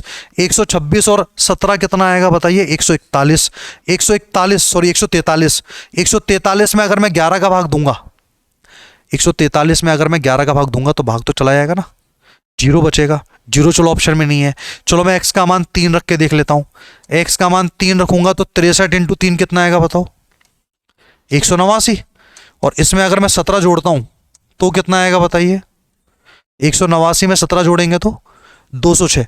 206 में अगर मैं 11 का भाग देता हूं, 206 में 11 का भाग देता हूं तो 11 कम 11 9 बचा 96। 11 8 88 क्या बच रहा है 8। 8 तो ऑप्शन में है। कब तक ऑप्शंस को आप नेगलेक्ट करोगे? तो ये तो स्टूडेंट की मर्जी होगी ना सिर्फ तो कि एक्स का मान वो क्या रखे। अब आप तो कह रहे हो कि एक्स का मान मैंने 0 मान लिया इसलिए मेरा आंसर 6 आ रहा है और आंसर की में आपने 6 आंसर दे दिया, पर टेक्निकली ये क्वेश्चन गलत क्वेश्चन है। पर चूंकि स्टार्टिंग 0 से होती है इसलिए उन्होंने रेफरेंस किसको दे दिया 6 को दे दिया, पर ये क्वेश्चन बनना नहीं चाहिए था। क्यों? क्योंकि 11 का भाग 6 में सॉरी 63 में पूरा पूरा नहीं जाता है। तो इस क्वेश्चन में ये गलती है, पर कोई बात नहीं, हम लोग 0 मान करके आंसर 6 दे देते हैं। अगला बताइए 43 और 481 के बीच कितने नंबर 9 के मल्टीपल हैं? 43 और 481 के बीच कितने नंबर 9 के मल्टीपल हैं? अभी अभी एक क्वेश्चन भी सॉल्व कराया था मैंने आप लोगों को 600 से 700 वाला, है ना। उसमें क्या होता था 600 में भाग पूरा पूरा जाता था। यहां पर भाग देखिए 43 में 9 का कितनी बार जाएगा, 481 में 9 का कितनी बार जाएगा, 43 में 9 का भाग कितनी बार 4 बार, और 481 में 9 पंजे 45 3 बचेगा 31 और 9 तिया 27। 53 में से सीधे 4 माइनस कर दो, 53 में से 4 माइनस करेंगे 48। Option number C 48, option number C अपना आंसर आ गया। इसमें हमने एक्स्ट्रा क्यों नहीं जोड़ा कुछ? भाई आप कह सकते थे पहले आपने एक क्वेश्चन कराया था 600 से लेके 700 के बीच 8 के मल्टीपल, तो आपने अंतर लेके 1 जोड़ा था। 1 इसलिए जोड़ा था क्योंकि 600 में 8 का भाग पूरा पूरा जा रहा है। तो अगर भाग पूरा पूरा जाए या स्टार्टिंग 600 से हो तो आपको एक एक्स्ट्रा जोड़ना पड़ेगा। इसने बोला 43 और 481 के बीच, यानी कि 43 और 481 को शामिल नहीं करना है, इसलिए एक्स्ट्रा कुछ जोड़ना नहीं है। बस भाग लगा दो, जितनी बार भाग जाए मैक्सिमम उनके बीच अंतर ले लो, वही संख्या आपका आंसर है। तो मैं कह सकता हूं सर 43 से लेके 481 के बीच कितने नंबर 9 के मल्टीपल है? डिवाइड किया अलग अलग, भाग गया इसमें 4 बार, इसमें भाग गया 53 बार, 53 में से 4 हटा दो कितना बचा 48। ये अपना आंसर है। ये कहता है 11 के मल्टीपल कितने, तो हम 11 का डिवाइड दे लेते। 6 के मल्टीपल कितने, तो हम लोग 6 का डिवाइड दे लेते। जिसका भी मल्टीपल पूछेगा डिवाइड दे सकते हैं। 31वां क्वेश्चन देखिए 31, वह सबसे छोटा पूर्ण वर्ग यानी कि परफेक्ट स्क्वायर कौन सा है जो 16 18 36 का मल्टीपल है? भाई 16 18 36 का एलसीएम तो 144 आएगा जो कि स्क्वायर भी है। 36 का 16 का और किसका 18 का एलसीएम कितना आता है 144 आता है, स्क्वायर भी है, तो इसमें कुछ सोचने वाली बात है ही नहीं। नेक्स्ट क्वेश्चन देखिए आप लोग 32, 24 68 37 में से कितना घटाया जाए कि 13 से डिविजिबल हो जाए? तो या तो 13 का भाग दे लो, 13 का भाग ही दे लेते हैं। 13 एकम 13 कितने बचे 11 बचेंगे, 11 बचेंगे 116 हो जाएगा। 13 अट्ठे 104 कितने बचे 12 बचे, 12 बचे तो सर 128 हो जाएगा। 13 नंबे 117, फिर कितने बचे 11 बचे, 11 बचे तो 113 हो जाएगा, 113 हो जाएगा तो 13 अट्ठे 104 क्या बचे भाई 12 बचे। हाँ बस, तो फिर कितना बचा आपका, कितना भाग देना है 97 हो गया 97, और हमको पता है कि सर 91 में भाग जाता है, कितना घटाना पड़ेगा 6 घटाना पड़ेगा। लास्ट में आ रहा है आपका 97, और 97 में जब मैं 13 का भाग दूंगा तो मुझे पता है सर 13 सत्ते 91 होते हैं, तो एक काम करो ना 6 माइनस कर दो, घटाने के लिए बोल रहा है तो 6 माइनस किया 13 का मल्टीपल आ गया। गुणा भाग के क्वेश्चन दे दिए नंबर सिस्टम के नाम पर, ऐसा लूटा गया नंबर सिस्टम को, कोई मतलब हद ही नहीं है। हम क्या क्या पढ़ाने लग रहे हैं नंबर सिस्टम में, नंबर ऑफ जीरोस निकालना, फैक्टर निकालना, और क्वेश्चन क्या क्या दे दिए 41 और 84 में 8 का भाग दो क्या बचेगा बताइए। अब ऐसे क्वेश्चन नंबर सिस्टम के अंदर आए हुए, अब क्या कर सकते हैं। दो संख्याओं का योग 18 है, उनका HCF और LCM 3 और 54 है, उनके व्युत्क्रमों का योग, व्युत्क्रम मतलब होता है रेसिप्रोकल, व्युत्क्रम का मतलब क्या होगा रेसिप्रोकल, इनका योग क्या आएगा। संख्या मैंने मान ली भैया X और Y, x का उल्टा 1/x, y का उल्टा 1/y, यही तो पूछ रहा है। उनके व्युत्क्रमों का योग क्या आएगा? तो x का उल्टा 1/x, y का उल्टा 1/y। जोड़ो जरा इसको एक बार, इसका एलसीएम आएगा आपका xy, ऊपर आ जाएगा x plus y. x plus y मतलब संख्याओं का योग कितना है? 18 है। अब x इंटू वाई कहां से लेके आओगे? नियम याद करिए, किन्हीं भी दो संख्याओं का गुणनफल, किन्हीं भी दो संख्याओं का गुणनफल बराबर होता है उनका एलसीएम इंटू एचसीएफ। तो 3 इंटू 1/9, 1/9 कहां पर है? सी ऑप्शन आपका आंसर आ गया। व्युत्क्रमों का योग करने के लिए कहा गया था, वही किया हम लोगों ने। 1/x 1/y जोड़ा तो ऊपर x प्लस वाई, नीचे xy। ऊपर x प्लस वाई संख्याओं का योग है जो कि 18 है, नीचे संख्याओं का गुणनफल है, वो बराबर होता है उनका LCM into HCF. Next question देखें आप लोग, 34 70 क्वेश्चन कब हो जाएंगे आपको इस बात की भनक तक मालूम नहीं पड़ने वाली है। 6 दिसंबर 2022 पहली शिफ्ट का क्वेश्चन है। वह बड़ी से बड़ी संख्या बताइए। बड़ी से बड़ी का मतलब क्या हो जाता है? HCF, highest common factor. बड़ी से बड़ी संख्या बताइए जिससे 49, 147 और 322 को विभाजित किया जाए तो प्रत्येक स्थिति में समान रिमाइंडर बचे, शेषफल जो है वो सेम बचना चाहिए। चलो सबसे पहले मैं 7 को चेक कर लेता हूं एक बार। 7 का भाग दूंगा, 49 में भाग पूरा जा रहा है, शेषफल 0 आ रहा है। इसका मतलब आगे भी 7 का भाग जाना चाहिए, तभी तो रिमाइंडर सेम होगा। 147 में भी 7 का भाग जाता है, ये क्या बात हुई? 322 में भी 7 का भाग जाता है क्या? 7 चौक 28, 4 बचेंगे, 7 का भाग जा रहा है। तो सर 7 वाले केस में रिमाइंडर सेम आ रहा है। कितना आ रहा है? 0 आ रहा है। क्योंकि उसने पूछे बड़ी से बड़ी, तो एक बार और चेक कर लेते, 7 से बड़ा कोई नंबर ऐसा है तो नहीं कि जो कंडीशन को फुलफिल कर रहा है। 9 को चेक करना, 9 का भाग देंगे, 9 पंजे 45, 4 बचेगा। 9 का भाग अगर इसमें देते हैं तो 9 एकम 9, 5 बचेगा 57, 9 6 54, 3 बचेगा। यहीं पे पलट गया भैया, 9 तो यहीं पे पलट गया। इसका मतलब 9 तो हमारा आंसर नहीं है। 8 को और चेक कर लेना, 8 को भी मुझे ऐसा फीलिंग आ रहा है 8 भी इसमें काम नहीं करेगा। 8 6 48, 1 बचेगा। जबकि 147 में अगर मैं 8 का भाग दूं, 8 एकम 8, 6 बचता, 67, 8 8 64, 3 बचते हैं। कहाँ 1 कहाँ 3? इसका मतलब ये हमारा आंसर नहीं है। मैं क्या बोल रहा हूँ, मेरी भाषा समझ में आ रही है क्या? मैं आपसे यही कहना चाह रहा हूँ कि शेषफल समान आना चाहिए था। तो 7 का भाग सभी में पूरा पूरा जा रहा है, शेषफल 0 आ रहा है, समान आ रहा है। बताओ क्या क्वेश्चन है भैया? एक आधा क्वेश्चन को देखने पे लगेगा कि हाँ नंबर सिस्टम जिंदा था इस पेपर में। एक संख्या n को जब 6 से विभाजित किया गया तो शेषफल 3 आता है। इसको अगर मैं 6 से भाग दूं तो शेषफल क्या आएगा? कोई बात नहीं, n की जगह क्या रख दो? 3, 3 का स्क्वायर 9, 5 तिया 15 और 8 भाग 2 भाई 6 से, क्या दिक्कत आ रही है? 15 और 9 24 और 8 कितने होते हैं? 32। 32 में 6 से भाग दूंगा, 6 पंजे 30, क्या बच गए? 2 बच गए, 2 आ गया।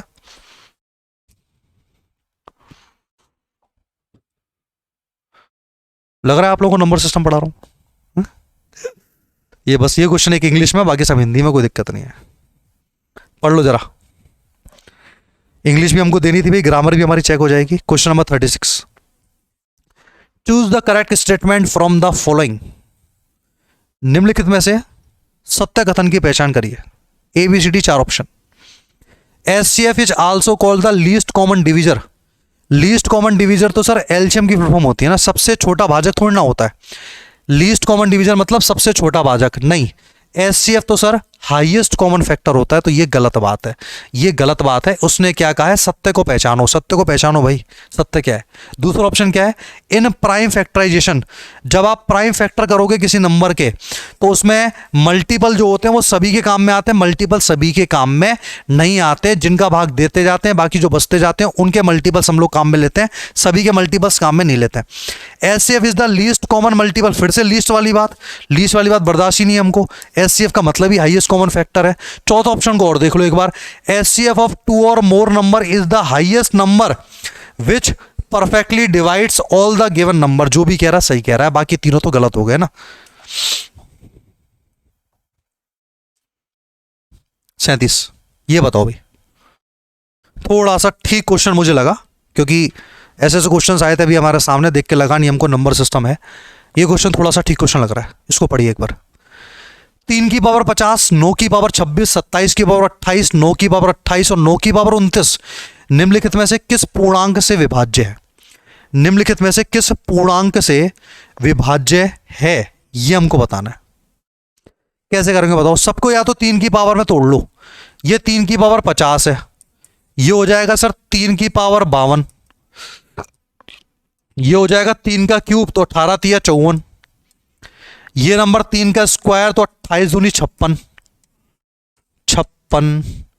ये 29 दूनी 58, 3 की पावर 58। क्या इन सब में से कुछ कॉमन आ सकता है? बिल्कुल, आप अच्छे से देख सकते हैं 3 की पावर 50 क्या आ रहा है? कॉमन आ रहा है।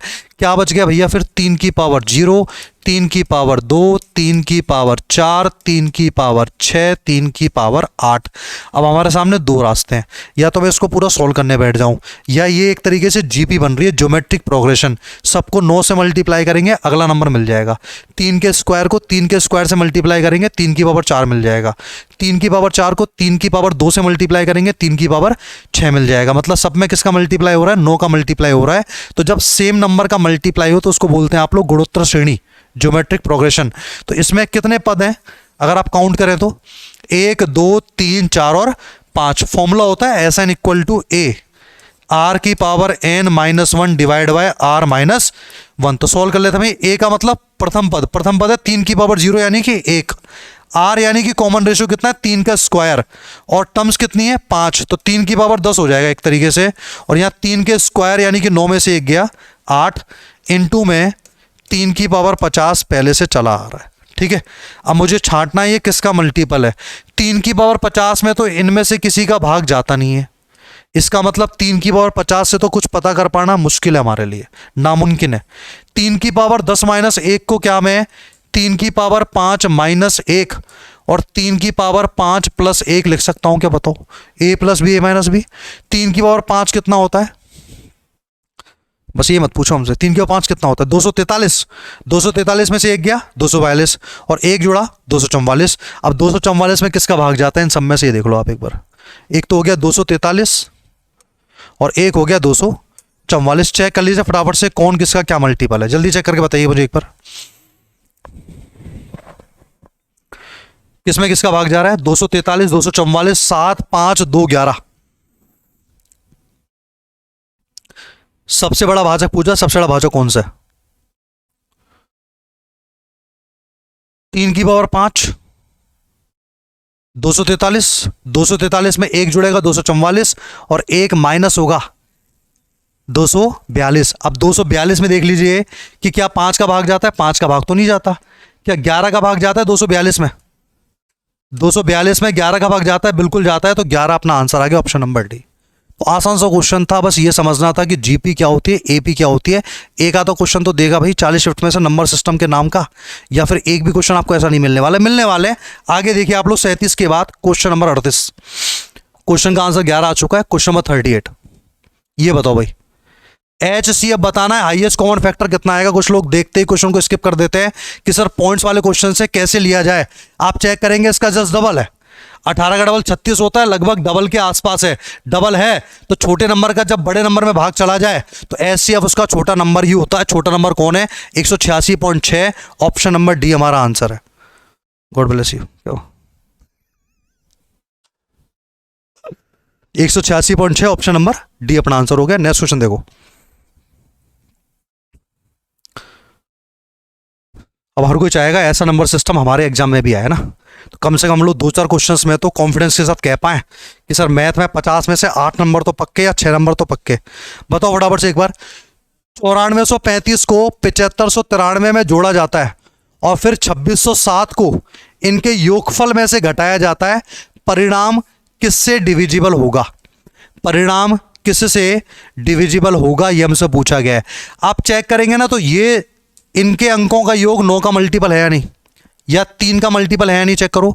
5 और 4 9, 3 और 9 3 का मल्टीपल है। संख्या 3 का मल्टीपल है, ये भी 3 का मल्टीपल है। 7 और 5 12, ये दोनों तो 3 के मल्टीपल है ही।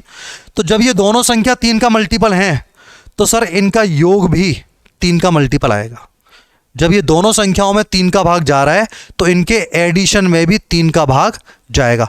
अच्छा इसको चेक करना, ये भी 3 का मल्टीपल है क्या? 6 और 2 8 और 7 15, ये भी 3 का मल्टीपल है। तो जोड़ने पे जो नंबर मिल रहा है वो 3 का मल्टीपल है। उसमें से आप जिसको घटा रहे हो वो भी 3 का मल्टीपल है, तो अंतर भी 3 का मल्टीपल आएगा। जहां पर 3 मिल जाएगा करे ना, उस केसेस में बस आप चेक कर लिया करो कि 3 के मल्टीपल से क्वेश्चन हो रहा है नहीं हो रहा। बाकी तो फिर जोड़ना घटाना कोई बड़ी बात है ही नहीं। अगला क्वेश्चन देखिए आप लोग, क्वेश्चन नंबर 40। यदि दो संख्याओं का HCF 8 है, निम्न में से कौन सा उनका एलसीएम कभी नहीं हो सकता? कभी नहीं हो सकता, इसका मतलब 8 का भाग जिसमें नहीं जा रहा है वो हमारा आंसर नहीं हो सकता। 8 का भाग किस में नहीं जा रहा भाई? 42 में नहीं जा रहा। इसका मतलब HCF अगर 8 है तो एलसीएम इसका 42 नहीं हो सकता है। बताओ एलसीएम बताइए कितना आएगा? 8x³ plus 80x² plus 200x, 4x की पावर 4, 16x³ माइनस 20x² का एलसीएम क्या आएगा?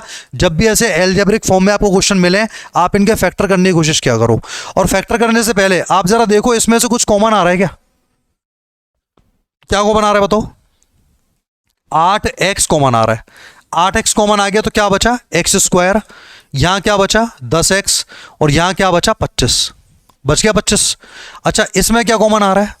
इसमें से 4x² कॉमन आ रहा है, तो अंदर बचेगा अपना x², प्लस में बचेगा 4x और माइनस में बचेगा 5। आगे सारी चीजें।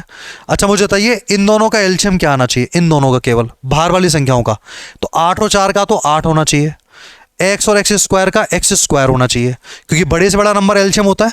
तो 8x² किस ऑप्शन में? या तो ऑप्शन नंबर बी में या ऑप्शन नंबर सी में। आंसर या तो ऑप्शन नंबर बी होगा या सी होगा। आगे चेक कर लो एक बार। इसके अगर मैं फैक्टर करता हूं तो सर ये बनता है आपका x + 5 का होल स्क्वायर। और एलसीएम लेते समय हम लोग सबको काम में लेते हैं, किसी को भी नहीं छोड़ते, किसी को भी निराश नहीं करेंगे, सबको काम में लेंगे। ये हो गया x + 5 का होल स्क्वायर। अच्छा इसके अगर हम लोग ब्रेक करें, गुणा करने पे 5, जोड़ने घटाने पे 4, तो x + 5 और x - 1 हो गया। तो x + 5 यहां पर है, x + 5 का स्क्वायर वहां पे है, तो x + 5 का स्क्वायर काम में लूंगा मैं तो। और क्या बच गया? x - 1, इसको भी काम में ले लेंगे, तो x + 5 का स्क्वायर भी आएगा और x - 1 भी आएगा। कौन सा ऑप्शन आ गया आपका? बी आ गया। तो तसल्ली से फैक्टर किए जाएं। जिन क्वेश्चंस में आपको देखते लगे ना कि सर मुझसे इसमें दिक्कत हो रही है एग्जाम के अंदर, तो तसल्ली से क्वेश्चन सोल्व करना, क्योंकि टेंशन लेकर अगर आपने क्वेश्चन सोल्व किया तो आता हुआ डाटा भी आप गलत करेंगे। और थोड़ा सा आपने सोचा कि ये गलत तो मेरा वैसे भी हो रहा है, मुझे वैसे भी नहीं आ रहा है, थोड़ा सा हम लोग टाइम के हिसाब से सोच के देख लेते हैं, क्या पता हमारे दिमाग में चीज़ें आ जाएं। तो वहाँ पेशेंस रखना बहुत बड़ी बात होती है। आधे से आधे स्टूडेंट्स क्या करते हैं एग्जाम में, काफ़ी आपने देखा होगा आपके आस पड़ोस में ऐसे स्टूडेंट्स रहते हैं जो पढ़ने में बहुत अच्छे होते हैं, एग्जाम में जब मॉक आपका देते हैं वो एकेडमी के अंदर तो अच्छा स्कोर कर पाते हैं, या ऑनलाइन उन्होंने एग्जाम दिया होता है तो भी स्कोर ठीक होता है, पर जब मेन एग्जाम आता है वहाँ कहीं ना कहीं उनका स्कोर कम हो जाता है। क्यों? क्योंकि वो उस प्रेशर को अपने ऊपर हावी कर लेते हैं। आप ये सोच के चलें एग्जाम में जब भी आप पेपर दे रहे होंगे, ज़्यादा से ज़्यादा यह होगा मुझसे क्वेश्चन नहीं होगा, कोई दिक्कत वाली बात नहीं है। पेशेंस रखना, चीज़ों को तरीके से करना, जितना आपको आता है उतना तरीके से आप लोग करें। कट ऑफ कभी भी 100 में से 100 नंबर नहीं जाती है, आपको पता है। कोई भी एग्जाम जो 100 नंबर का हुआ है, for an example, cut off आपकी 50, 55, 60 के आसपास घूमती रहती है।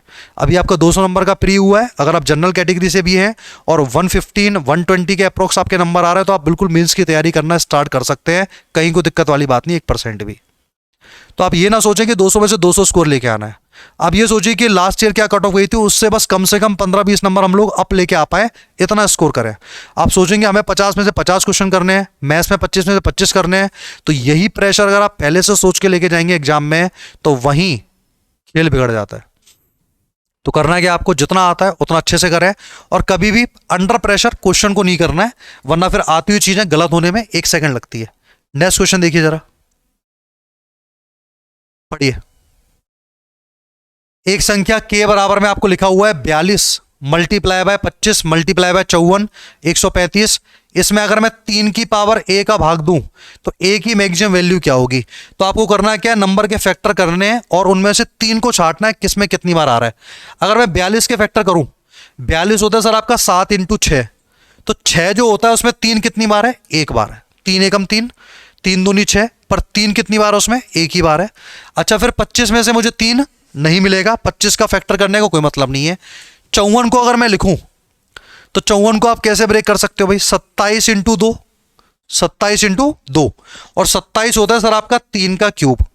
बाकी जो 2 बचा हुआ है उससे कोई लेना देना नहीं है, क्योंकि मैं यहां पर 3 की मैक्सिमम पावर पता करने आया हूं। अब बचा आपका 135। 135 क्या होता है बताओ? 135 कितना होता है आपका? 27 इंटू 5, 20 पंजे 100, 7 पंजे 35, 27 इंटू 5 और 27 फिर से क्या बन गया आपका? 3 का क्यूब। तो बताइए 3 कितनी बार आ रहा है? 3 और 3 6 और 1 7 बार। ऑप्शन नंबर डी अपना आंसर। और यही इस क्वेश्चन को जल्दीबाजी में करेंगे, फैक्टर गलत करेंगे तो कोई ना कोई ऑप्शन तो आपका मैच हो ही जाना है। आपने एक भी जगह 3 को छोड़ा तो 6 मैच हो जाएगा, एक और जगह छोड़ा तो 5 मैच हो जाएगा, एक और जगह छोड़ा तो 4 मैच हो जाएगा।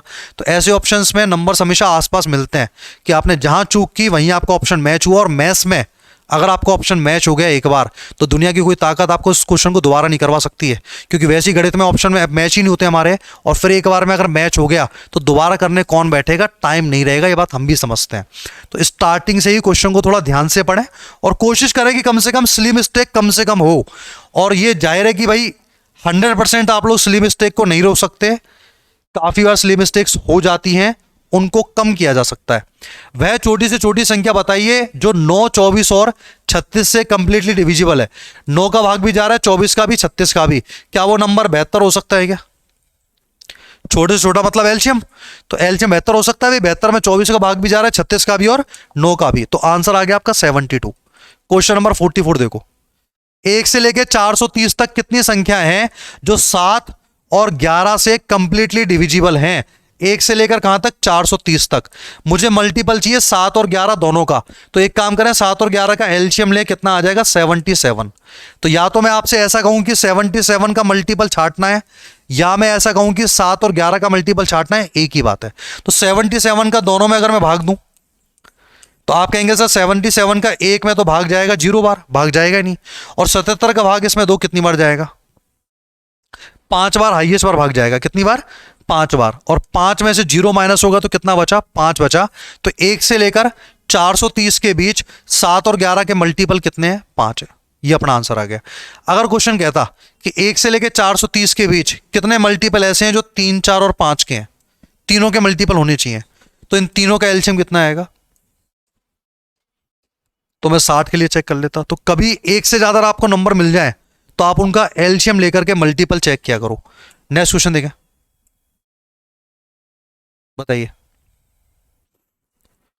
एक निश्चित संख्या में जब 7 जोड़ा जाता है और योग को 5 से गुणा किया जाता है तो फिर गुणनफल को 3 से भाग दिया जाता है और 4 को भागफल में से घटाया जाता है, परिणाम कितना मिलता है? 16 मिलता है। तो बताइए वो संख्या क्या है? तो बताइए मूल संख्या क्या है? या तो एक्स मान के क्वेश्चन को किया जाए या उल्टा चला जाए।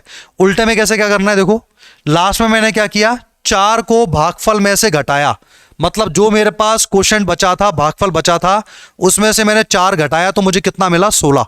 अगर मैं 4 नहीं घटाता तो इसका मतलब भागफल कितना था? 20। भागफल 20 था, तभी तो इसमें से मैंने 4 घटाया और 16 आया। भागफल 20 था मतलब भाग 20 बार गया, भाग 20 बार गया। और भाग मैंने किससे दिया था? 3 से। 3 से भाग दिया और भाग 20 बार गया, इसका मतलब संख्या पहले कितनी थी? 20 थी या 60। 60 में 3 का भाग देंगे 20 बार जाएगा और 20 में से 4 घटा देंगे, क्या बच जाएगा? 16। रिवर्स चल रहे हैं हम लोग, है ना। अच्छा, फिर गुणनफल को 3 से भाग दिया, गुणनफल था आपका 60। 60 को मैंने 3 से भाग दिया था, 20 बचा, 20 में से 4 घटाया, 16 बचा। बात समझ में आ रही है? इससे पहले क्या बोल रहा है? 5 से गुणा किया जाता है, मतलब कि 60 तब आता है जब मैंने किसी संख्या को 5 से गुणा किया। इसका मतलब वो संख्या 12 रही होगी।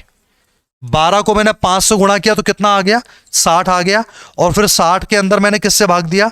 3 से 20 आ गया, 20 में से 4 घटाया, 16 आ गया। बात समझ में आ रही है? अच्छा, संख्या थी 12।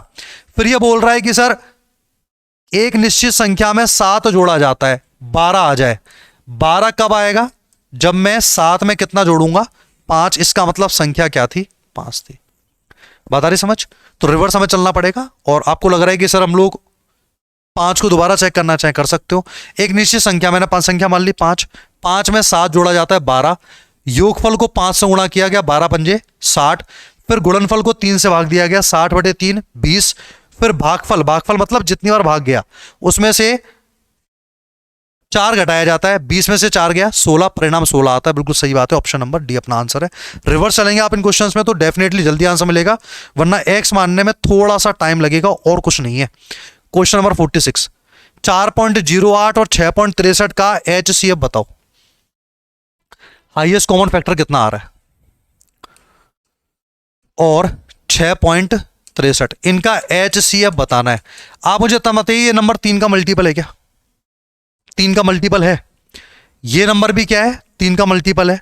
तो सर HCF भी तो 3 का मल्टीपल आएगा। अब 3 के मल्टीपल के लिए क्या करें? अंकों का योग कर लें। यहां अंकों का योग करेंगे 5 आएगा, यहां अंकों का योग 7 आएगा, यहां अंकों का योग 8 आएगा, यहां अंकों का योग 6 आएगा। 0.51 अपना आंसर, 0.51 अपना आंसर। और बिल्कुल इस तरीके से किया जा सकता है। एग्जाम में स्टूडेंट्स ऐसे ही करते हैं जब ये क्वेश्चन आते हैं। अब आप सोचोगे सर पॉइंट हटाएंगे, पहले जीरो लगाएंगे, फिर नियम लगाएंगे, इतने में तो गाड़ी खत्म हो जाएगी। और नंबर सिस्टम में ऐसे क्वेश्चंस करने के लिए मुश्किल से 5 से 6 सेकंड लगते हैं क्वेश्चन को पढ़ करके समझने में। भाई 3 के मल्टीपल के ऊपर बहुत सी चीज़ें बेस्ड होती हैं। 3 का मल्टीपल, 9 का मल्टीपल, 11 का मल्टीपल, ये मल्टीपल वाली चीज़ ही नंबर सिस्टम का बेसिक्स है। तो मैंने देखा कि सर इसमें 3 का भाग जा रहा है, इसमें 3 का भाग जा रहा है, तो HCF में भी 3 का भाग जाएगा। और 3 का मल्टीपल इत्तेफाक से नहीं, एग्जामिनर ने जानबूझ के रखा हुआ है जिससे कि आप लोग मल्टीपल वाली बात को एग्जाम में अप्लाई कर पाए। 0.51 अपना आंसर है। ठीक है, नेक्स्ट क्वेश्चन देखिए 47। हाँ भाई, आपसे पूछा गया है जो संख्या आपको दी गई है इनका एलसीएम बताइए कितना आएगा। इनका एलसीएम कितना है ये आप लोगों से पूछा जा रहा है। एलसीएम के लिए क्या करते हैं? सभी नंबर को काम में लेते हैं, उनकी हाईएस्ट पावर काम में लेते हैं। एक्स की हाईएस्ट पावर 3 है, वाई की हाईएस्ट पावर 4 है, तो एक्स क्यूब वाई 4 ये आपका एलसीएम आ गया। एक्स क्यूब वाई 4 ये क्वेश्चन आपका एलसीएम है। 48 बताओ। 48 पढ़ लो, क्वेश्चन की लैंग्वेज क्या लिखी हुई है। 7 अंकों की संख्या ये एक 7 अंकों का नंबर है, 75 से विभाज्य, 75 से मैं इसमें डिवाइड दे रहा हूं। और Q एक भाज्य संख्या नहीं है। Q जो है एक भाज्य संख्या नहीं है, मतलब Q में किसी का भाग नहीं जाता। तो जीरो वाला ऑप्शन तो खत्म हो गया, बचे हमारे पास बाकी 3 ऑप्शन। P और Q के मान बताइए क्या है। अच्छा 75 का मल्टीपल है तो लास्ट के 2 अंकों में 75 का भाग जाएगा, लास्ट के 2 अंकों में 75 का भाग जाएगा। तो Q की जगह क्या आएगा? 5 आएगा। Q की जगह 5 तीनों ऑप्शन में है, Q की जगह 5 तीनों ऑप्शन में है। 75 का मतलब होता है 25 इंटू 3। संख्या 25 का भी मल्टीपल होनी चाहिए और 3 का भी। मैं आपको बता देता हूं, वैसे आपको सभी बातें पता होंगी कि किसी भी संख्या में अगर 25 का चेक करना है भाग जा रहा है नहीं जा रहा, लास्ट के 2 अंकों में 25 का भाग जाना चाहिए, तो संख्या में भी 25 का भाग जाएगा। तो लास्ट के 2 अंकों अगर मैंने 75 कर दिया तो 25 का भाग जा रहा है, 25 का तो मल्टीपल हो गया, 3 का मल्टीपल भी तो बिठाना है ना। तो 25 मतलब 75 मतलब 12, ये तो 3 का मल्टीपल है, 3 खुद 3 का मल्टीपल है, और 8 और 7 15 भी 3 का मल्टीपल है, 6 भी 3 का मल्टीपल है। तो P को भी 3 का मल्टीपल होना पड़ेगा। 3 का मल्टीपल एक ही ऑप्शन है, P = 3। तो 75 के मल्टीपल के लिए मैंने फैक्टर करिए 25 इंटू 3, 25 के लिए लास्ट में 5 आ गया, और 3 के लिए अंकों का योग 3 का मल्टीपल होना चाहिए। तो सारे क्वेश्चंस नंबर सिस्टम के अंदर विभाजकता के नियम पे बेस्ड है। अब आप देख पा रहे हो जितनी भी शिफ्ट है ना, सबके अंदर लगभग सेम पैटर्न के क्वेश्चन है या नहीं। तो जब आप लोग CHSL का पेपर देंगे तो किसी भी एक पार्ट को पकड़ करके क्वेश्चंस बना दिए जाएंगे, जैसे कि इन्होंने इस बार किया। 40 की 40 शिफ्टों में डिविजिबिलिटी रूल्स के ऊपर क्वेश्चन दिए। कहीं भी नंबर ऑफ फैक्टर का क्वेश्चन नहीं पूछा, कहीं पर नंबर ऑफ जीरोस का क्वेश्चन नहीं पूछा, कहीं पर भी किसी और तरीके से इकाई के अंक के ऊपर क्वेश्चन नहीं पूछा, जबकि ये क्वेश्चन सारे बन सकते थे।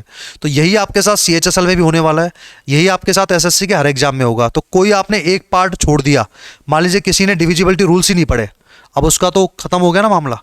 हर क्वेश्चन डिविजिबिलिटी रूल्स के ऊपर आया है। अब आप लोग अगर मान लीजिए नंबर ऑफ जीरोस निकालना पढ़ के नहीं जाएंगे और उसी के ऊपर क्वेश्चंस बन गए, तो इसलिए मैं आपसे कहता हूं कि हर एक टॉपिक को पढ़ना जरूरी है, क्योंकि जब रिपीट होगा ना तो एक ही टॉपिक कंटिन्यूस रिपीट होगा और फिर आप ये सोचेंगे हमने यही नहीं पढ़ा था और इसी के ऊपर क्वेश्चन बन गए। तो SSC ऐसा ही करता है, एक ही टॉपिक को पकड़ करके हर शिफ्ट में उसके क्वेश्चन डाल दिए जाएंगे। जैसे कोई बच्चा ये ना कहे सर मेरी शिफ्ट में ये क्वेश्चन टफ था, मेरी शिफ्ट में क्वेश्चन ईजी था, जो भी नॉर्मलाइजेशन हो थोड़ा तरीके से हो पाए। तो आप हर पैटर्न पर फोकस करना सीखें। 49वां क्वेश्चन देखिए एक बार, SCF बताना है, इन सबका HCF कितना आएगा। सबसे बड़ा नंबर कॉमन इसमें क्या आ रहा है? सभी में 5 का भाग जा रहा है क्या? खत्म बात, 5 का भाग जा रहा है ना सब में, 5 आपका आंसर आ गया। 50 देखो, किसी संख्या को 221 से विभाजित करने पे शेषफल कितना आ रहा है? 30 आ रहा है। उसी संख्या को 13 से, किसी नंबर को 221 से मैंने भाग दिया तो शेषफल कितना आया? 30 आया। अब उसी नंबर को अगर मैं 13 से भाग दूं तो शेषफल कितना आएगा? सीधे 13 का भाग दे लो, 13 दूनी 26, क्या बच गए, 4 बच गए। 13 दूनी 26, क्या बच गए, 4 बच गए। अच्छा 13 का भाग 221 में जाता है क्या, चेक करो जरा। 13 एकम 13, कितने बचे, 9, 13 से भाग जा रहा है ना। तो ये क्वेश्चन है करने लायक। 13 का भाग 221 में जाता है तो इसका मतलब अब मैं सीधे 13 का भाग 30 में दे सकता हूं। पर जो वो क्वेश्चन था 63 वाला, वो मुझे पचा नहीं भाई, क्योंकि 11 का भाग 63 में नहीं जाता। उसका आंसर टेक्निकली होना चाहिए ज्ञात नहीं कर सकते, पर क्या कर रहे हैं, ऑप्शंस में दिया हुआ है तो हमने बैठा दिया। ये क्वेश्चन तरीके से करने वाला था। तो आंसर कितना आ गया आपका, 4 आ गया। 51 देखिए, फिर से एससीएफ पूछा है, 222, 642, 1062 का एचसीएफ। बड़े से बड़ा नंबर, इसमें कॉमन क्या आ सकता है, 4 कॉमन आ सकता है क्या। 4 का भाग देने के लिए लास्ट के 2 अंकों में 4 का भाग जाना चाहिए। 22 में 4 का भाग नहीं जाता है, तो जब 4 का ही भाग नहीं जा रहा तो 8 का भाग कैसे जाएगा, नहीं जाएगा। 6 के लिए अंकों के योग में 3 का भाग जाना चाहिए, इसमें तो 3 का भाग जा रहा है, इसमें 3 का भाग जा रहा है, इसमें 3 का भाग जा रहा है, नहीं जा रहा। 6 और 2 8 और 9, 3 का भाग जा रहा है भी इसमें ना, 3 का भाग भी जा रहा है और 2 का भाग भी जा रहा है। तो एचसीएफ क्या हो गया इसका, 6 हो गया। 6 और 4 10 और 2 12, बिल्कुल भाग 3 का भाग जाएगा। अच्छा 622 में, 222 में और 1062, 6 और 2 8 और 9 जा रहा है। तो आंसर कितना आ गया आपका, 6 आ गया। 3 और 2 दोनों का मल्टीपल है। 52। एक भाग के प्रश्न में भाजक, भाजक होता है आपका डिविजर, जिसका भाग हम लोग देते हैं वो भाजक कहलाता है। ठीक है, भाजक जो है भागफल का 10 गुना है और शेषफल का 4 गुना है। यदि शेषफल यानी कि रिमाइंडर 45 है तो बताइए भाज्य क्या है। देखिए रिलेशन क्या होता है, जो भाज्य होता है, जो भाज्य होता है वो होता है भाजक इनटू भागफल, और जो भी आता है इसमें क्या हो जाता है, प्लस शेषफल। ये पैटर्न आपका मैच होता है। ठीक है, क्या लिखा मैंने सुनना, भाज्य मतलब डिविडेंड जिसको विभाजित किया जा रहा है। फॉर एग्जाम्पल मैं आपके सामने यहां लिख देता हूं, 17 में मैंने 5 का भाग दिया, 5 दिया 15, क्या बच गए, 2 बच गए। तो ये जो 17 है ना आपका, ये भाज्य है, ये डिविडेंड है। और 5 क्या है आपका, भाजक है। 3 क्या है, कोशेंट यानी कि भागफल है। और 2 क्या है, रिमाइंडर है। तो क्या मैं 17 को ऐसे नहीं लिख सकता, 5 इंटू 3 प्लस 2, 5 इंटू 3 प्लस 2, यानी कि भाजक गुणा भागफल प्लस शेषफल, ये लिखा जा रहा है। अब क्वेश्चन कह रहा है कि सर शेषफल तो 45 है, तो रिमाइंडर की जगह तो आ गया 45, सबसे लास्ट में आ जाएगा 45। फिर बोल रहा है कि जो भाजक है ना, भागफल का तो 10 गुना है और शेषफल का 4 गुना है। 45 का 4 गुना होता है 180, भाजक हो गया 180, और ये भागफल का 10 गुना है, इसका मतलब भागफल होगा 18। 18 का 10 गुना होता है 180, तो 180 इंटू 18 प्लस 45, 18 इंटू 180 करेंगे तो 3240 आएगा। 3240 में 45 जोड़ेंगे तो आपका 3285 आएगा। ऑप्शन नंबर ए क्वेश्चन का आंसर है। तो ये कॉन्सेप्ट सिंपल सा कॉन्सेप्ट है, ये पता होगा तो इस क्वेश्चन करने में कहीं कोई दिक्कत वाली बात है नहीं। 52 के बाद देखना आप लोग क्वेश्चन नंबर 53। ये बताइए, देखिए किसका मल्टीपल आपसे पूछ रहा है। क्वेश्चन नंबर 53 देखो फटाफट से, किसका मल्टीपल आप लोगों से पूछा गया। 7 अंकीय संख्या में स्टार न्यूनतम संभव मान क्या है जिससे संख्या 8 से विभाज्य हो। 8 का मल्टीपल होना चाहिए, तो 6 स्टार को मैं x लिख देता हूं, इसमें 8 का भाग जाना चाहिए, 3 में 8 का भाग जाना चाहिए। बोल रहा है पहला ऑप्शन 1 रख लो, 612 हो जाएगा। 612 में अगर हम 8 का भाग देंगे, देखो पहली बात तो ये 2 तो होगा नहीं और 4 भी नहीं होगा, क्योंकि अगर मैं 4 रखता हूं तो 42 बनेगा। 42 में 4 का भाग नहीं जाता, तो जब नंबर में 4 का ही भाग नहीं जा रहा तो 8 का कैसे जाएगा। और 2 नहीं हो सकता क्योंकि 22 बन जाएगा, 22 में भी 4 का भाग नहीं जाता। हमारे पास 2 ही ऑप्शन बचे, या तो 3 या 1। एक के लिए चेक कर लेते हैं एक बार। 612, 612 में 8 का भाग जाएगा, 612 में 8 का भाग नहीं जाएगा, क्योंकि 600 में तो जाता ही है, 12 में भाग 8 का नहीं जाने वाला है। देख लो एक बार, 8 सत्ते 56, कितने बचे 5, 52, 52 में 8 का भाग नहीं जाएगा, तो एक गलत है। बाकी दोनों क्यों गलत हुए आपके सामने पता लग चुका है। आंसर क्या आएगा, 3 आएगा। तो 3 सबसे छोटा नंबर है। अच्छा मैंने 2 और 4 को कैंसिल क्यों किया,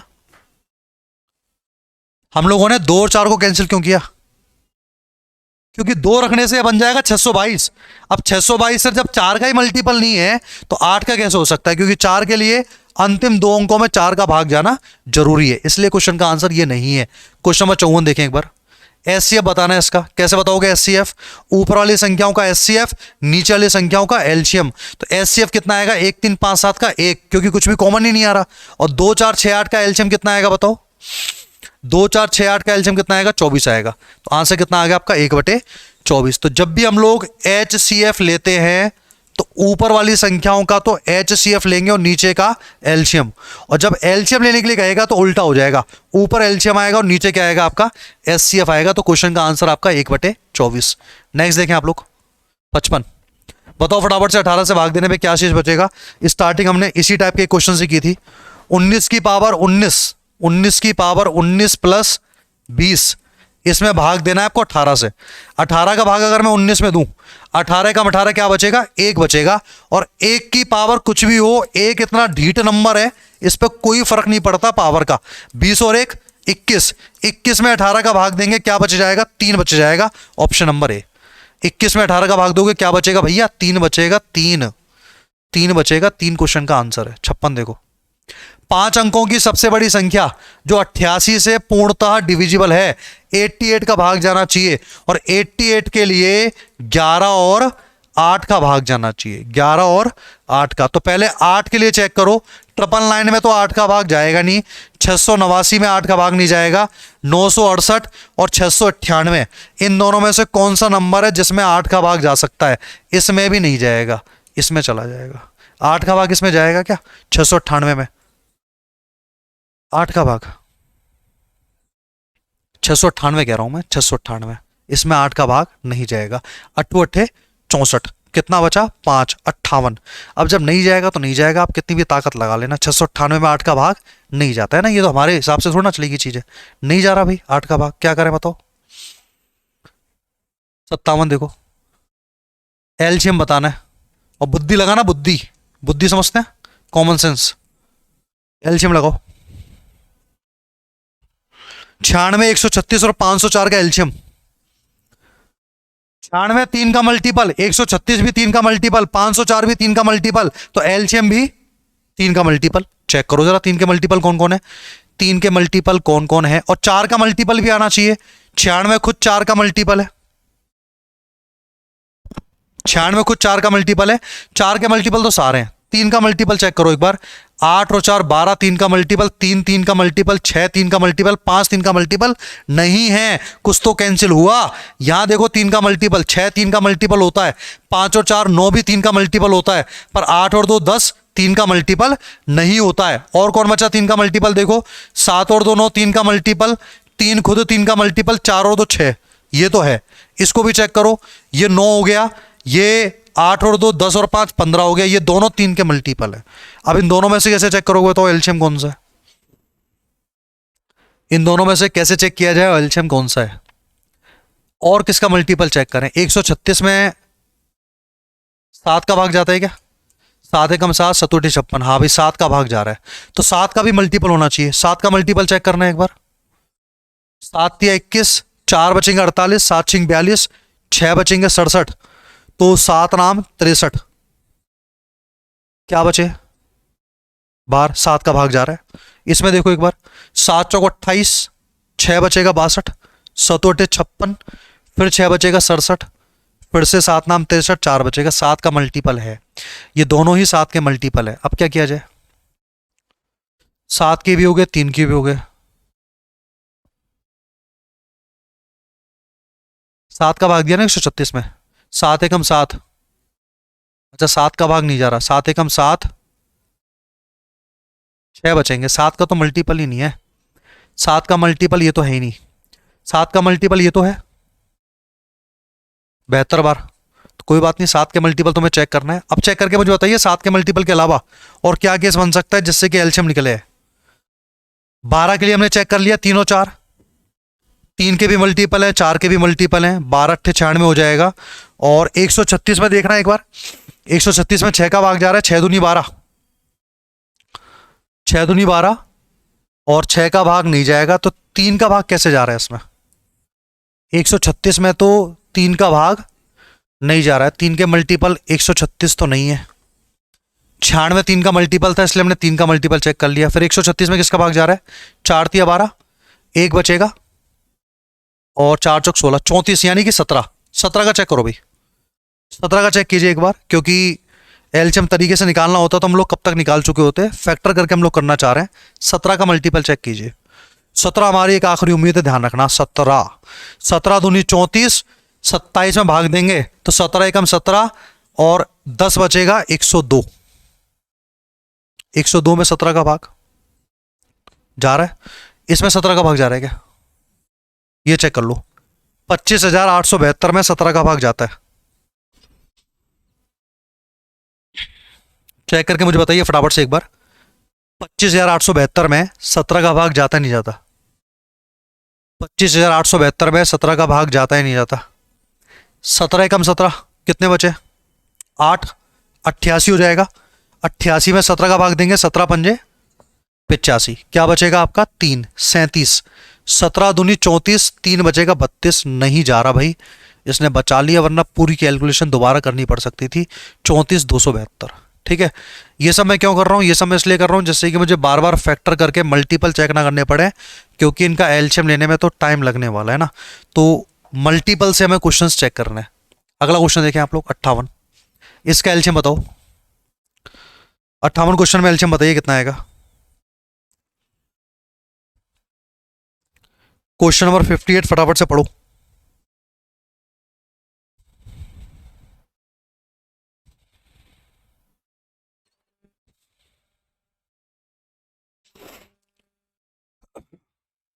यहां तो एलसीएम निकालने में भी टाइम नहीं लगेगा। 144, 360 और 450 का एलसीएम कितना आएगा, बताओ फटाफट से एक बार। इन तीनों नंबर्स का एलसीएम कितना आने वाला है? इन तीनों नंबर्स का एलसीएम लेना है 144, 12 का मल्टीपल है, 4 और 3 दोनों का मल्टीपल होना चाहिए, सारे नंबर 4 और 3 के मल्टीपल है भाई। 360 9 का भाग जा रहा है, 9 का भाग जाना चाहिए, तो 2400 में तो 9 का भाग नहीं जाता, 4800 में 9 का भाग नहीं जाता, 9 का भाग 3600 में भी जाता है और 7200 में जाता है। तो एलसीएम होता है छोटी से छोटी संख्या। क्या 3600 में पूरा भाग जा रहा है सभी का? देखो 3600 में 450 का भाग जा रहा है, 3600 में 360 का तो जाएगा, और 144 का भी भाग जा रहा है क्या, ये भी चेक कीजिए एक बार। 18 का मल्टीपल होना चाहिए। 3600 में 450 का भाग जा रहा है तो एलसीएम है, वरना नहीं है। 3600 में आप 450 का भाग देंगे, जीरो कैंसिल हो जाएगा, 360 बटे 45 होगा, आप इसे 15 से काटेंगे और 45 का भाग 360 में पूरा पूरा जाएगा। इसका मतलब क्या हुआ, 3600 क्या हो गया, एलसीएम हो गया। तो मल्टीपल देख के कर रहे हैं, वरना फिर देखो कुछ लोग पूछते हैं सर बेसिक क्या है। बेसिक ये है कि 144 के भी आपको फैक्टर करने पड़ेंगे, 360 के भी आपको फैक्टर करने पड़ेंगे, 450 की भी आपको फैक्टर करने पड़ेंगे। फैक्टर करते समय सारे नंबर्स काम में लेने होते हैं और उनकी हाईएस्ट पावर आप लोग काम में लेंगे, ये इसका बेसिक है। वरना मेरे हिसाब से मल्टीपल देख करके हम लोग आंसर निकाल सकते हैं। हाँ बेटा,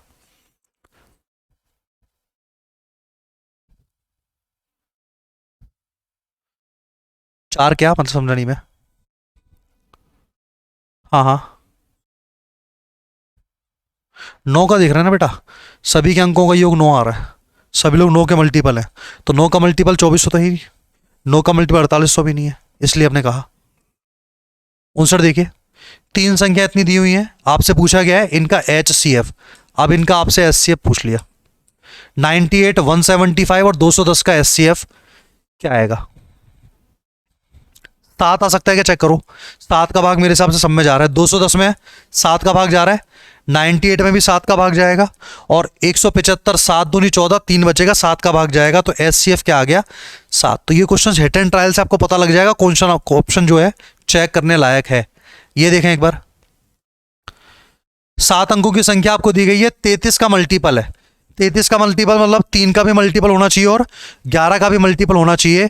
तो हम लोग पहले 3 का मल्टीपल इसको बना लेते हैं। 3 के लिए क्या होगा, अंकों का योग, 5 और 2 7, 7 और 7 14, 14 और 6 कितना आ गया, 20 आ गया। उसके अलावा बचा आपका A plus B plus C, ये बचा हुआ है A plus B plus C। अच्छा, हमसे मैक्सिमम वैल्यू पूछी है, तो A B C की हम लोग कोशिश करेंगे मैक्सिमम वैल्यू रखने की, है ना। 20 में ज़्यादा से ज़्यादा क्या जोड़ सकते हैं कि 3 का मल्टीपल हो जाए। अगर मैं A प्लस बी प्लस सी को मैक्सिमम 27 कर दूं, 27 वैसे पॉसिबल नहीं है क्योंकि तीनों अभाज्य संख्या है। अभाज्य मतलब प्राइम नंबर्स हैं, है ना, तो 9 तो यहाँ पर आ ही नहीं सकता। अगर मैं 28 करूंगा तो ये आपका 28 पॉसिबल ही नहीं है। 26 करेंगे तो 46 बनेगा, ये भी पॉसिबल नहीं है। a प्लस बी प्लस सी को 25 करेंगे तो 25 और 20 कितना हो जाएगा, 45, 3 का मल्टीपल आता है। उसके अलावा 21 वाला केस बन सकता है, 3 कम करते जाएं, 22 वाला केस बन सकता है। इस तरीके से केसेस हमें बनाने हैं। दूसरा केस 11 का भी मल्टीपल होना चाहिए। 11 के लिए अंकों का, अल्टरनेट अंकों का योग करना है, तो योग करना भाई एक बार, सी किस में जुड़ेगा, बी में, बी किस में जुड़ेगा, ए में, ए किस में जुड़ेगा, 5 में। तो यह आ गया आपका a plus b plus c plus 5। उसके अलावा क्या बचा हुआ है, 2 और 6 8, 8 और 7 15 आ गया, -15। ये 0 होना चाहिए। इसका मतलब यहां से तो निकल के आ रहा है a प्लस बी प्लस सी कितना आ जाएगा, 10। a प्लस बी प्लस सी 10। अगर मैं a प्लस बी प्लस सी यहाँ पे 10 रख दूं तो 20 और 10 कितना हो जाएगा, 30। दोनों कंडीशन सेटिस्फाई हो रही हैं। अब सोचने वाली बात यह है कि सर मैं ए बी सी ऐसे कौन से नंबर मानूं कि योग 10 आ जाए और तीनों संख्याएं अभाज्य संख्या होनी चाहिए। तो अगर मैं सबसे बड़ी अभाज्य संख्या की बात करूं, 1 से लेकर 9 के बीच 7 होता है।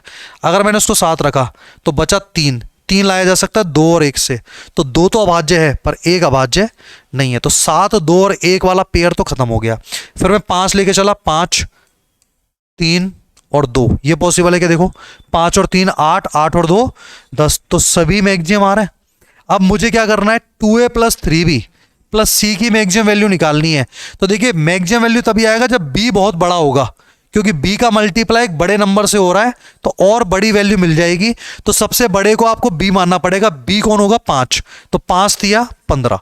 उससे छोटे को हम a मान सकते हैं। a का मतलब 3, 3 दूनी 6 और c का मतलब 2, तो 15 और 6 21, 21 और 2 23।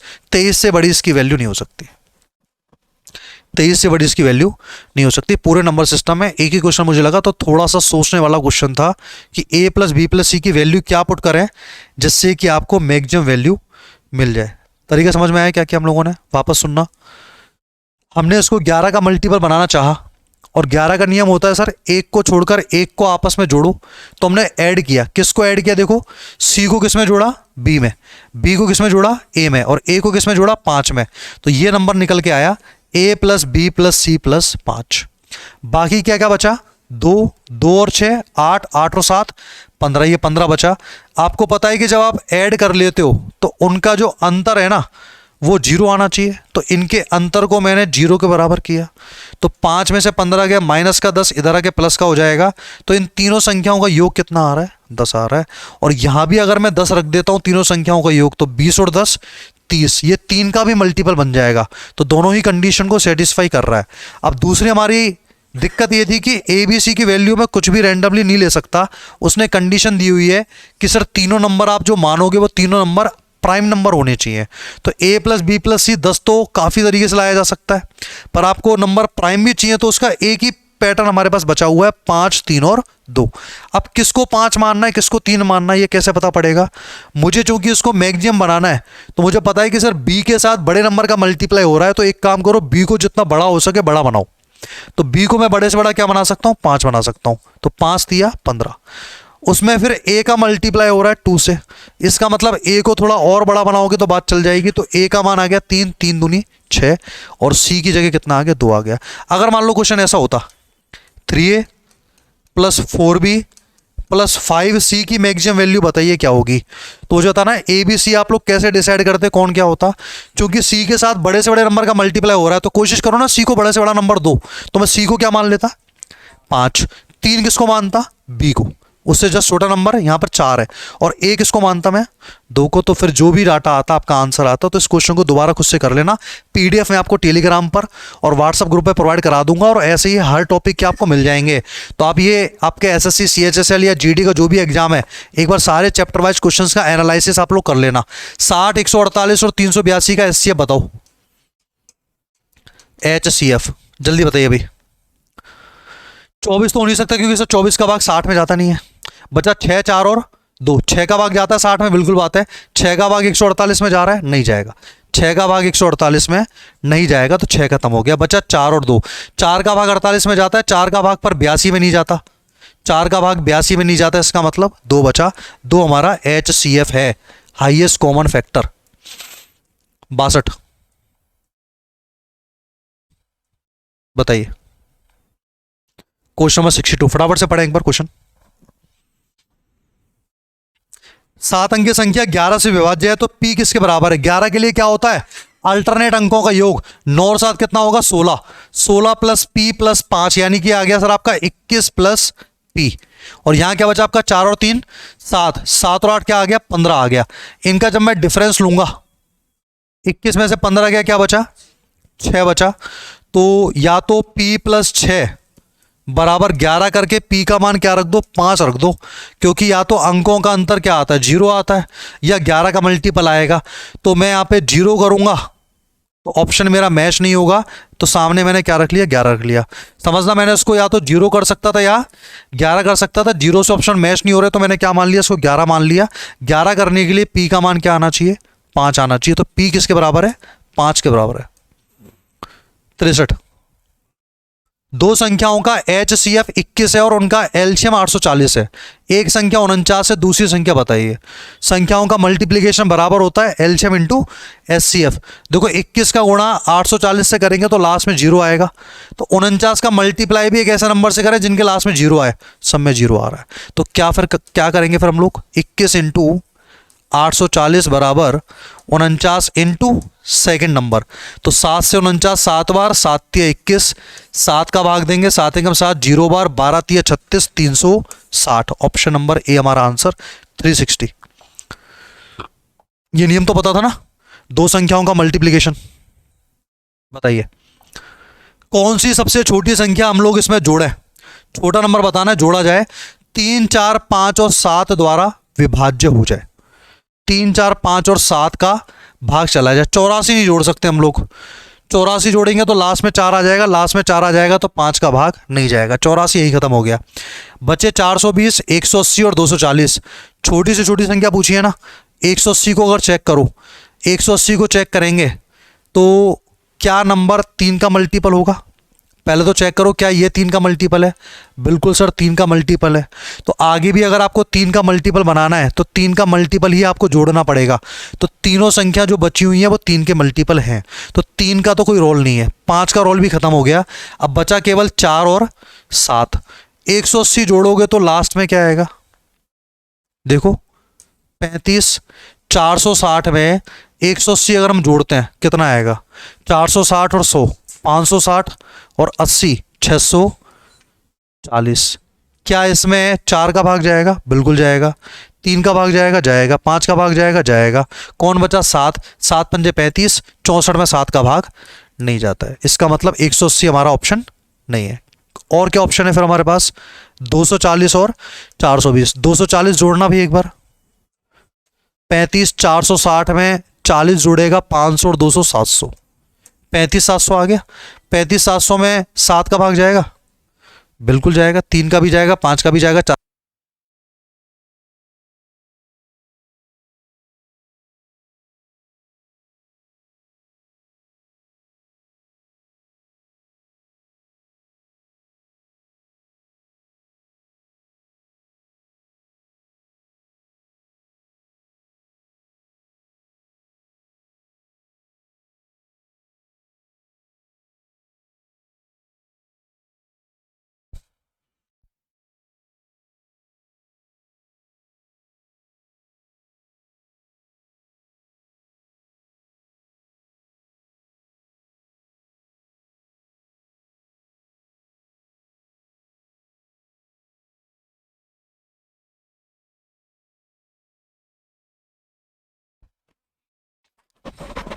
हेलो हेलो हेलो हेलो, इसके भी सेल चेक करो। हेलो हेलो हेलो, ठीक है। नई चीज़ काम चल गया, मुझे लगा उसके भी सेल चेंज करने पड़ेंगे। इसको लगा देना एक बार। चलिए भाई पहला नंबर क्वेश्चन देखो फटाफट से एक बार। 5-7 क्वेश्चन हो रहे हैं। 65 कोई भी 6 अंकों की संख्या जो 3 अंकों को दोहराकर बनती है किसका मल्टीपल होती है? कोई भी 6 डिजिट का नंबर जो 2 अंकों को रिपीट करके बनता है, 3 अंकों को दोहरा के बनती है। 3 अंकों का मतलब हो गया XYZ। इससे अगर मैं 6 अंकों का नंबर बनाऊं तो वापस कितना आ जाएगा आपका XYZ। तो जब भी ये क्वेश्चंस पढ़ाए जाते हैं, आपको मैंने बताया क्लासेस में कि आप देखिए जोड़े कितने बन रहे हैं, तो आप कहेंगे सर जोड़े केवल 2 ही बन रहे हैं, तो दोनों के नीचे क्या आ जाएगा 1। जोड़े कितने अंकों के बन रहे हैं, जोड़े बन रहे हैं 3 अंकों के, तो बीच में जीरो कितनी आएंगी, 2 आएंगी। 1001 अपना आंसर है। तो नंबर किसका मल्टीपल होगा, 1001 का। कोई कहे कि सर 6 अंकों की जो संख्या बनानी है वो 2-2 अंकों को रिपीट करके बनानी है, 2-2 अंकों को अगर मैं रिपीट करूंगा तो डाटा कितना आएगा आपका, XY और XY। इसका आंसर क्या आएगा फिर, आप कहेंगे सर 3 पेयर बन रहे हैं, 1 2 और 3 पेयर बन रहे हैं 2 अंकों के, तो 0 1 ही आएगी। यानी पेयर जितने अंकों के बनते हैं 0 से 1 कम बार आती है। 3 अंकों के पेयर थे तो 0 2 आई, अगर 2 अंकों के पेयर है तो 0 1 आएगी। नंबर आ जाएगा आपका 10,101। बात आ रही है क्या समझ। मान लो क्वेश्चन ऐसा आ गया कि कोई 9 अंकों की संख्या है और 3-3 अंकों को रिपीट करके बनाया गया है, तो यहां देखिए पेयर कितने बन रहे हैं, 3 पेयर बन रहे हैं, 3-3 अंकों के पेयर बन रहे हैं, तो 2-2 जीरो आएंगी, इसका मल्टीपल है। फिलहाल जो क्वेश्चन पूछा गया है 1001, ऑप्शन नंबर ए अपना आंसर आएगा। बात आ रही है समझ। नेक्स्ट क्वेश्चन देखिए एक बार। 3 संख्याओं 72, 108 और 2010 का HCF, भाई इसका HCF बता दो फटाफट से एक बार। इसमें किसका पूरा पूरा भाग जा रहा है, 5 तो हमारा आंसर हो नहीं सकता। 18 के लिए 9 का मल्टीपल होना चाहिए, 9 का मल्टीपल है ही नहीं कोई नंबर, ये नंबर 9 का मल्टीपल नहीं है। बचे 6 और 12, 6 के लिए 2 और 3, 3 का भी मल्टीपल है, 3 का मल्टीपल है, 3 का मल्टीपल है, 2 का भी है। 12 के लिए होना चाहिए 4 और 3, 4 का मल्टीपल ये नहीं है, इसका मतलब 12 खत्म हो गया, HCF क्या आ गया 4। केवल टोटली मल्टीपल देख करके हम लोग क्वेश्चंस कर रहे हैं। क्या किया मैंने, मुझसे पूछा था कि सर इन सबका HCF क्या आएगा, मतलब बड़े से बड़ा नंबर कौन सा है जिसका भाग इन तीनों में पूरा पूरा जाएगा। क्या 5 का भाग इन तीनों में जाएगा, 2010 को छोड़ के 5 का भाग तो किसी में जा ही नहीं रहा। अच्छा 18 का भाग जाएगा नहीं जाएगा, कैसे चेक करेंगे, 18 होता है 9 × 2, 9 का मल्टीपल होना चाहिए, और 9 के लिए अंकों का योग 9 का मल्टीपल आना चाहिए। यहाँ अंकों का योग केवल 9 आ रहा है, यहाँ अंकों का योग 9 आ रहा है, पर यहाँ अंकों का योग 9 नहीं आ रहा है, इसलिए 18 को भी मैंने टाटा कर दिया। 12 के लिए 4 और 3, तो 4 का मल्टीपल है या नहीं, 4 के लिए लास्ट के 2 अंकों में 4 का भाग जाना चाहिए, 2010 में 4 का भाग नहीं जाता है, तो 12 का भी भाग नहीं जाएगा, और जब भाग जाएगा ही नहीं तो ये HCF नहीं हो सकता, इसलिए आंसर आपका 6 आ रहा है। नेक्स्ट क्वेश्चन बताइए। 67, ये सब 12 दिसंबर, अब देखो 13 दिसंबर आ चुकी है, चौथी शिफ्ट, यानी कि लास्ट डे था आपके SSC CGL प्री के एग्जाम का, तो ये लास्ट शिफ्ट चल रही है 13 वाली।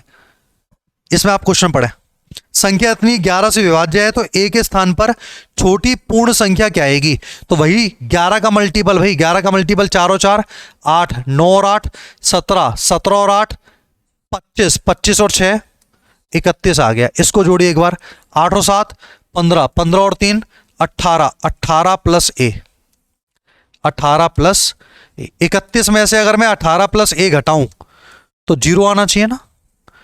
31 में से अगर मैं 18 प्लस ए घटाऊं तो क्या आना चाहिए, 0। 31 में से मैंने 18 माइनस किया, क्या बचा, 31 में से 18 माइनस करो 13 बचा। अब ए की जगह अगर मैं यहां पर क्या माइनस करूं बताओ, ए की जगह क्या रखें हम लोग कि नंबर 11 का मल्टीपल हो जाए, या तो एक सेकेंड, आपने 18 प्लस ए में से 31 माइनस किया, तो या तो आप इसको ऐसे करें, माइनस करें 13 minus a is equal to, मैं 0 नहीं लिख सकता, 11 लिखना पड़ेगा मुझे ना। इस बार इन दोनों के बीच का जो अंतर है, अंतर को हम लोग क्या बनाते हैं 11 वाले नियम में, अंतर को या तो 0 बना लेते हैं, 0 से काम नहीं चलता तो आप अंतर को 11, 22, 33 अपने हिसाब से बना सकते हो। मैं फिलहाल सर अंतर को 0 इसलिए नहीं कर सकता क्योंकि अंतर को अगर मैं 0 करता हूं तो ए जो आएगा वो 2 डिजिट में आएगा, और ए 2 डिजिट की संख्या नहीं हो सकती, इसलिए अंतर को मुझे क्या करना पड़ेगा 11 करना पड़ेगा। तो ए का सबसे कम मान कितना आएगा, 2 आ जाएगा। 13 में से 11 माइनस हो जाएगा, कितना आ जाएगा, 2 आ जाएगा।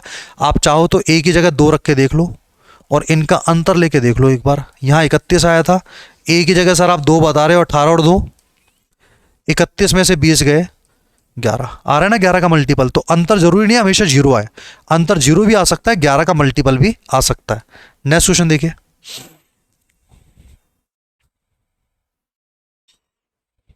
68, 9 अंक की संख्या 99 से विभाज्य है तो 2a प्लस बी का मान क्या आएगा, नंबर 99 का मल्टीपल है बंधु, नंबर जो है वो 99 का मल्टीपल है, तो 11 का भी होगा सर, 9 का भी होगा। पहले 9 के लिए चेक कर लो एक बार, अंकों का योग करना है, इन सबको जोड़ो कितना आ रहा है। 4 और 3 7, 7 और 2 9, ये खत्म हो गया यहाँ पर। 3 3 और 2 5, 5 और 2 7 और 1 8, 8 प्लस ए प्लस बी, ये 9 का मल्टीपल आना चाहिए। तो ए प्लस बी को मैं क्या मान लूँ, ए प्लस बी को अगर मैं 10 मान लूँ, 18 हो जाएगा 9 का मल्टीपल।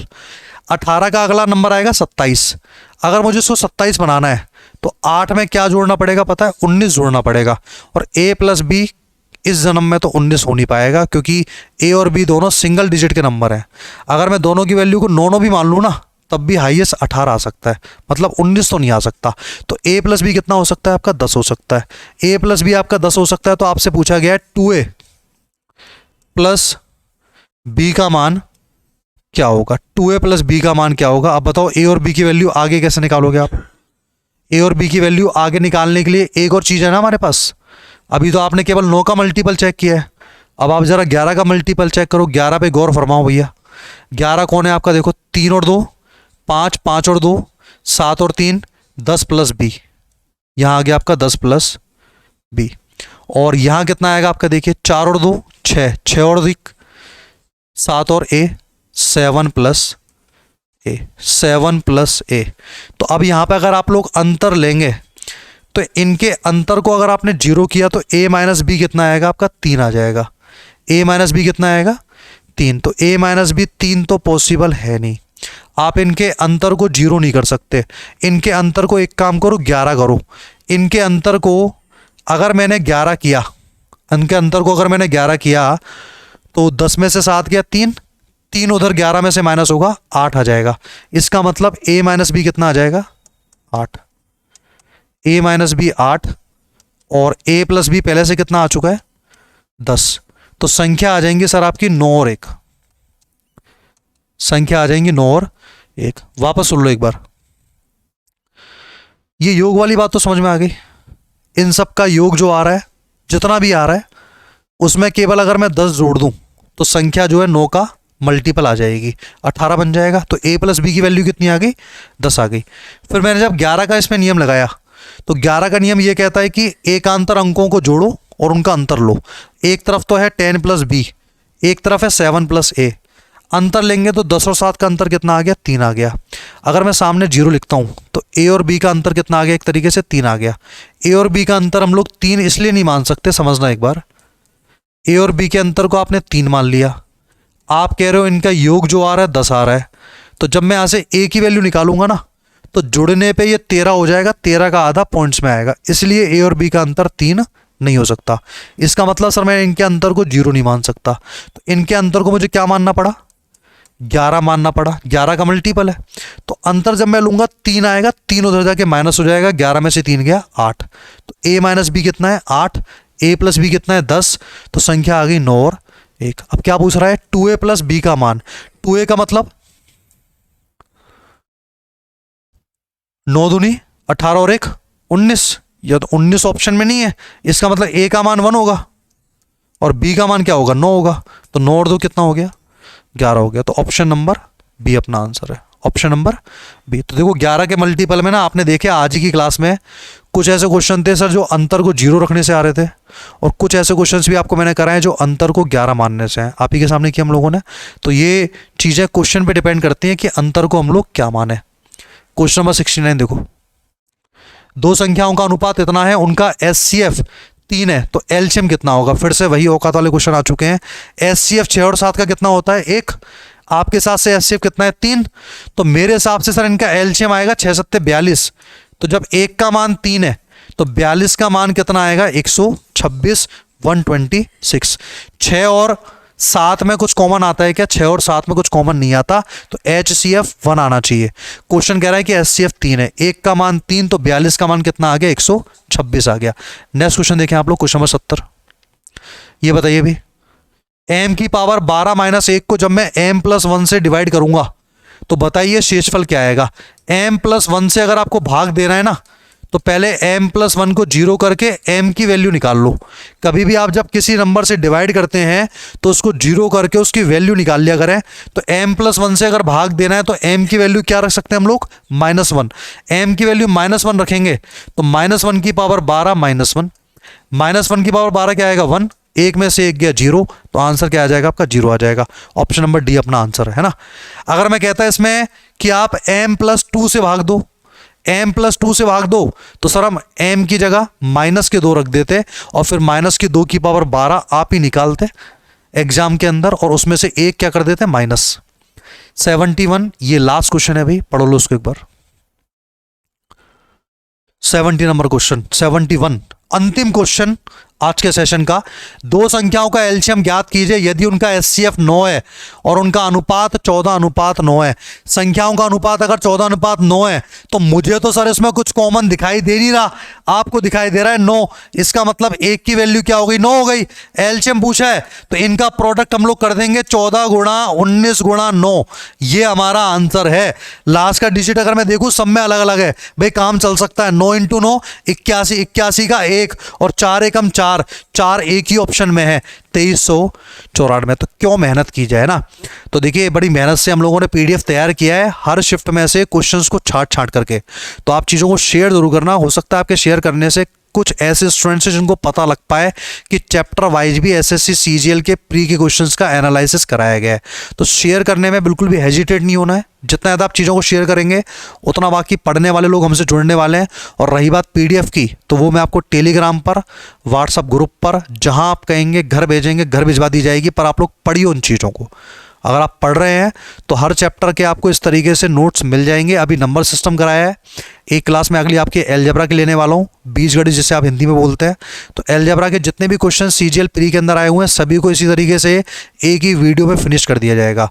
तो होगा ये कि जब आपका सीएचएसएल का एग्जाम होगा और आपको अगर मन में अचानक से ये बात जागेगी कि भाई सीजीएल में नंबर सिस्टम के, अलजेब्रा के, परसेंटेज के, प्रॉफिट लॉस के कैसे क्वेश्चन आए से कहाँ से मिलेंगे, तो सीएल एकेडमी का ये जो प्लेटफॉर्म है ये चीज़ आपको प्रोवाइड करा रहा है।